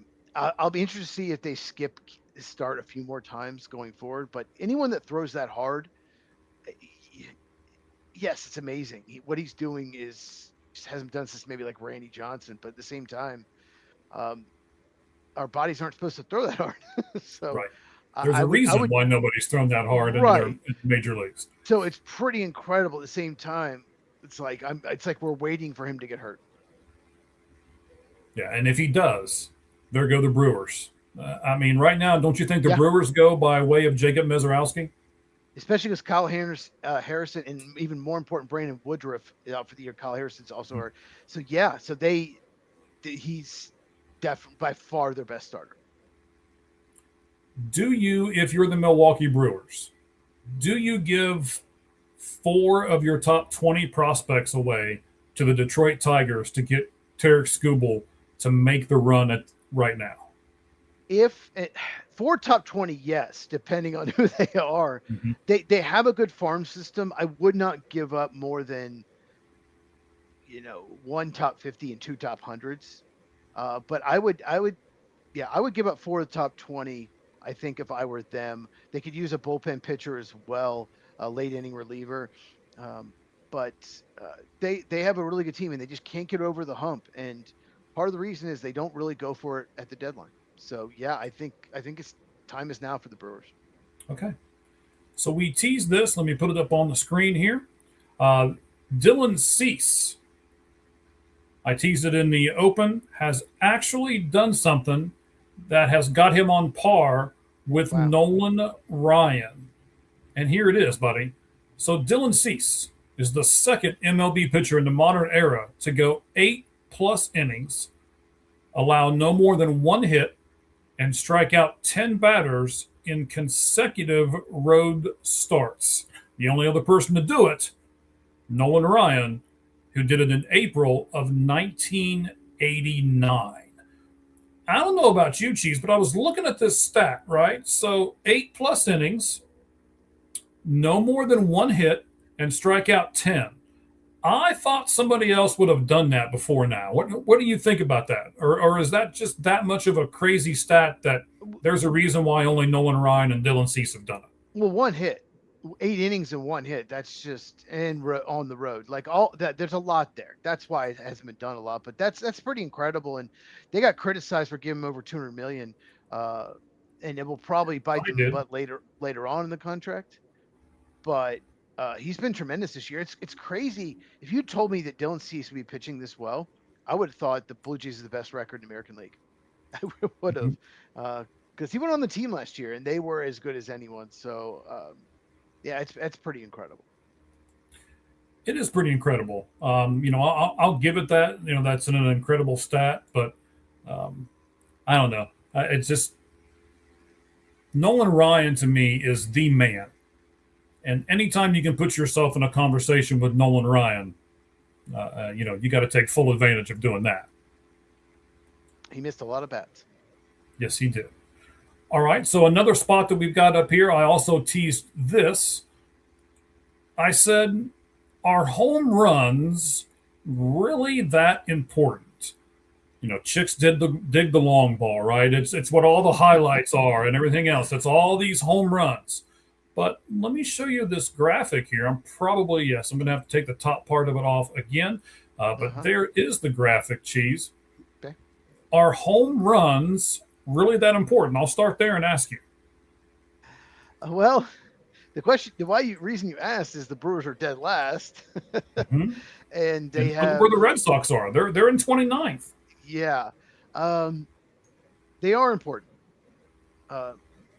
But if you have elite pitching, you can win regular season games without it. If you have clutch hitters that can put the ball in play, won't strike out. That's what Brewers have. They've had really good pitching, and they have hitters that will put the ball in play, not high strikeout rates. If you don't hit homers and you strike out a lot, then you're in trouble. I do think it could be a problem for the Brewers in the postseason. You've got to hit some home runs. You can't just manufacture. You're going to have games where you face elite pitching. You're going to have to hit more homers. So yes, it's important, and I think it's rare. It's rare that one of the best teams in baseball has the fewest homers. I mean, if you just look at I guess okay, well. And the bottom six. Look at the bottom six. That's what I was going to tell you. I just realized Tampa Bay is in there. Arizona's in there. Yeah, but I mean, there's some bad teams in there as well. But 5 of the bottom 6, I'm going to take out Toronto because they're not really in the playoff mix. 5 of the bottom 6 are in the playoff mix: Milwaukee, Boston, Arizona, Cleveland, Tampa Bay. So we should just get guys that we should get like 9-way Boggs, or we should just get Luis Arias. We should get 9 of them. Let's just do it. Is that what you want? Well, but then so the top team, Washington, they're in it. The second one, the Yankees, of course, are in it. The third place, Houston, I guess they're in it. Maybe not, prolific or whatever, but they're there in the conversation. Atlanta's certainly there. Cincinnati is trying to creep up, but I don't think they're going to have enough. Philadelphia, LA, Pittsburgh. I mean, are home runs that important? You've got a lot of people at the top that are doing it with home runs, and you got a lot of people at the bottom that are doing it without home runs. And then your middle teams, that's where Detroit, Anaheim, Minnesota, the Mets, Baltimore, Seattle, Texas, they're all right in the middle. So I don't know. It depends what else you have. Like if you're not hitting homers, you need to hit for a higher average, and you need to not strike out a lot. It really just depends how your team is built and structured. But it's still important. You have to have some power. It's not like 96 is horrible. I mean, that's still at least it's about a homer a game, right? Mm-hmm. It's just not great. But when you hit a homer, it's 4 times better than a single. If no one's on base. No one's on base. A single's great if you're second and third, 2 out. That's when you want a single. But I love the Reds. Yeah, me too. Yeah. Are they going to sell? Should the Reds sell? Yes, the Reds should sell. They should. They should sell and load up that farm system. Well, I said it earlier. I believe that the Reds are going to be one of these teams that buys and sells. They sell their expiring contracts to try to get some more people in their farm system. I think their biggest get is injured now, so I'm not sure how much they can get because now Spencer Steer is hurt. Yeah, that one hurts. I think it really did. It really hurt. A lot of teams could use a player like Spencer Steer because he can play, like you said last week, he can play anywhere. So if you need a certain position in right-handed power, a lot of teams need that. Well, let's see. Another comment from them. They are bad this year. They're not. Yeah, they're bad. They're below average. I hate to kind of admit to it, but yeah. They should be better than they are, especially with a really good rookie like Sal Stewart. Yeah, it feels like Sal Stewart, Ellie De La Cruz, feels like Shohei Ohtani, Mike Trout. Chase Burns, Hunter Green's back. I mean, this is like it's not one of those teams where like, oh, we're bad, we're gonna suck in the next few years. No, it didn't feel like that. There's a young core in place, so. It just hasn't gone great this year. After till about April 28th, 29th, it was going really well.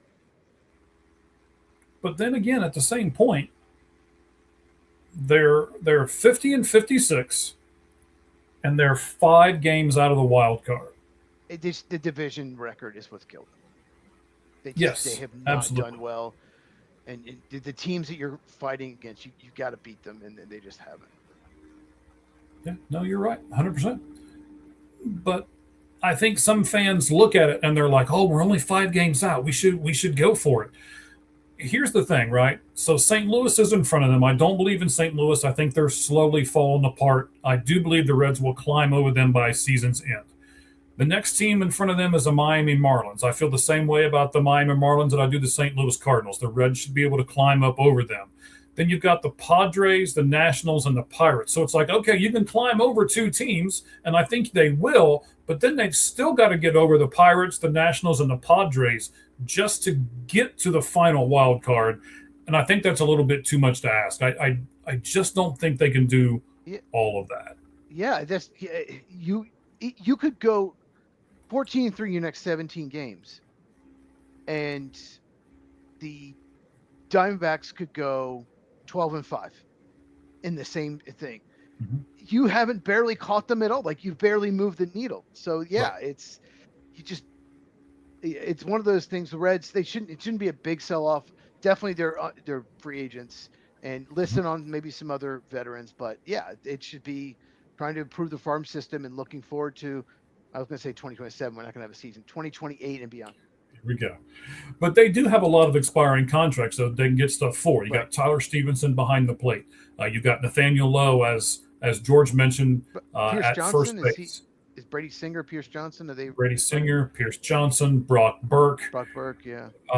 You've got a lot of expiring contracts. Eugenio Suarez, that you should be able to get something for. So I don't expect them to get top tier talent, but I expect them to be able to get people who can contribute at the major league level within the next 2 to 3 years. And, you're just bolstering your farm system that way. All right, buddy. One last thing here to get to on our batting cleanup, sponsored by ForwardFan.com, and it's this. I wanted to save this to the end because I had to do a double take on this stat, but I swear to you it is true. In 1977, Andrew Jones and Carlos Beltran were born one day apart, one on April 23rd and one on April 24th. Andrew Jones finished his career with 434 home runs. Carlos Beltran finished his career with 435 home runs, one apart. And on Sunday, they both entered the Baseball Hall of Fame together on the same day. Pretty amazing stat. It is amazing. They both deserved it. And God, they were both such good players. Mm-hmm. They could absolutely hit. And I remember Andrew, I still will never forget, Andrew Jones, 19 years old, was called up, September 1st, so it could be in postseason. And, he's number 1 prospect in baseball back when I barely knew that, but they said it on TV, watching TBS Braves games as a kid. And they're like, 19 years old, hits 2 home runs in the World Series. And I'm like, we got in Yankee Stadium. And Yankee Stadium is like, we got a dude here. And they're like, he's the number 1 prospect in baseball. I'm like, what is that? Like, I didn't know what it was at the time. I'm like, okay, I guess that's good. Yeah. So I will never forget that. And they both had amazing careers. And I did not see what. He was saying that he hoped they keep Tyler Stevenson, but they could trade all the pitchers away. Yeah, they probably will definitely move some pitching because everyone needs pitching. Yeah, and I think they'll move the catcher because a lot of teams, the Yankees, the Rays, the White Sox, they're all clamoring for catching depth Kyle and help. Teal is hurt for the White Sox, their catcher. Mm-hmm. So yeah, I think they're gonna do it all, man. So we'll see. All right, Cheez. Hey, man, great show. Thank you to our guest, George Lund from the Diamondbacks spot there with Locked On. So go to LO_Diamondbacks on X, and then just simply look up Locked On Diamondbacks on YouTube, and you will see him there. Watch his stuff. Look at some different things. Great guy, great energy. Makes me feel really old. But, hey, so does everybody else because I am old, but that's all right. Cheez, anything you want to add to the end, buddy? You're being on the old front here today?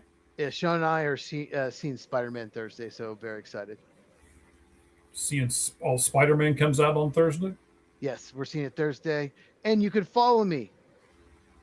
Right Football Cheez on X. Football, just Cheez. And then Football with Cheez is my YouTube channel. There's the mug. So make sure you do subscribe, hit the bell, all of that. What are you going to be doing here over the next few weeks, Cheez? What are you looking at on your channel? So we'll see. Are you still talking about a little bit on every team? Yeah, I was thinking about doing a 3 or 4 minute video, just like positives, like how everything go right for your team, like what you should be excited about. It's very different from what I usually do. So I was thinking about doing that, but I definitely am going to make. So a friend of mine, he can listen to like podcasts at work in his job, and he listened to Pat McAfee every day. And then if there's something he thinks would interest me or I want a video about it, he sends it to me.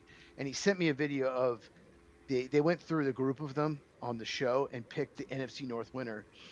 And I was shocked that almost all of them picked the Packers. And I'm going to make a video explaining why I don't agree with that and why the main reason I don't. So that's probably coming out tomorrow or Thursday.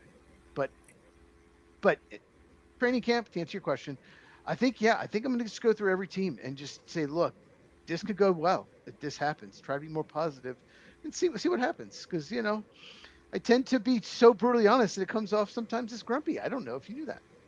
But I like brutally honest. As I said when I retweeted your stuff today, I would much rather you be that way than you sugarcoat stuff and not tell us exactly how you feel. So that's why you, sir, are on the Lights Out Sports podcast. And that's why all of our fans tune in to this show every Tuesday night. And some of them, they've got things they got to do on Tuesday night. So they watch it on Wednesday or Thursday or Friday. But they certainly watch. They're telling us that by the numbers that we're pulling in here on All Gloves Off Sports Media as well. All right, buddy. Hey, thank you very much for being here with us. Thank all of our people for being here with us. We appreciate you. And until next time. Just real quick, trade deadline special. Anyone, yes. Baseball, we're going to do it that afternoon. Subscribe, hit the bell on YouTube's. So we're going to do a trade deadline special Monday afternoon. And then that Thursday next week, a week from Thursday, we're going to do a watch along for the Hall of Fame games. So, look forward to those. And we're not going to sit there and break down all the players in the third quarter of that game and if really make the team right. We're going to talk a lot of NFL. Like I said, we're doing a watch along, but we're going to talk a lot of NFL stuff. It's not going to be our typical watch along where we break down each play, so make sure you come out for those. That's right. And then we are going to do, on top of that, I believe we can pretty much make this announcement as well, all of the international games. We're going to try to do watch-alongs on those as well. So you guys look forward to all of that. Well, some of them, yeah. Some of them, depending on what time they are, what day and time they are. We're going to try to do a lot of those, yeah. Okay. Sounds good. I can't wait for the season to start. College, NFL, means the baseball playoffs are right there. So it will be a fantastic time of the year. And we hope all of you are with us for the ride right here on the Lights Out Sports Podcast. Until next week, you know what we say. The only thing that's fair in life is a baseball hit between the third and first base lines. Good evening, everyone.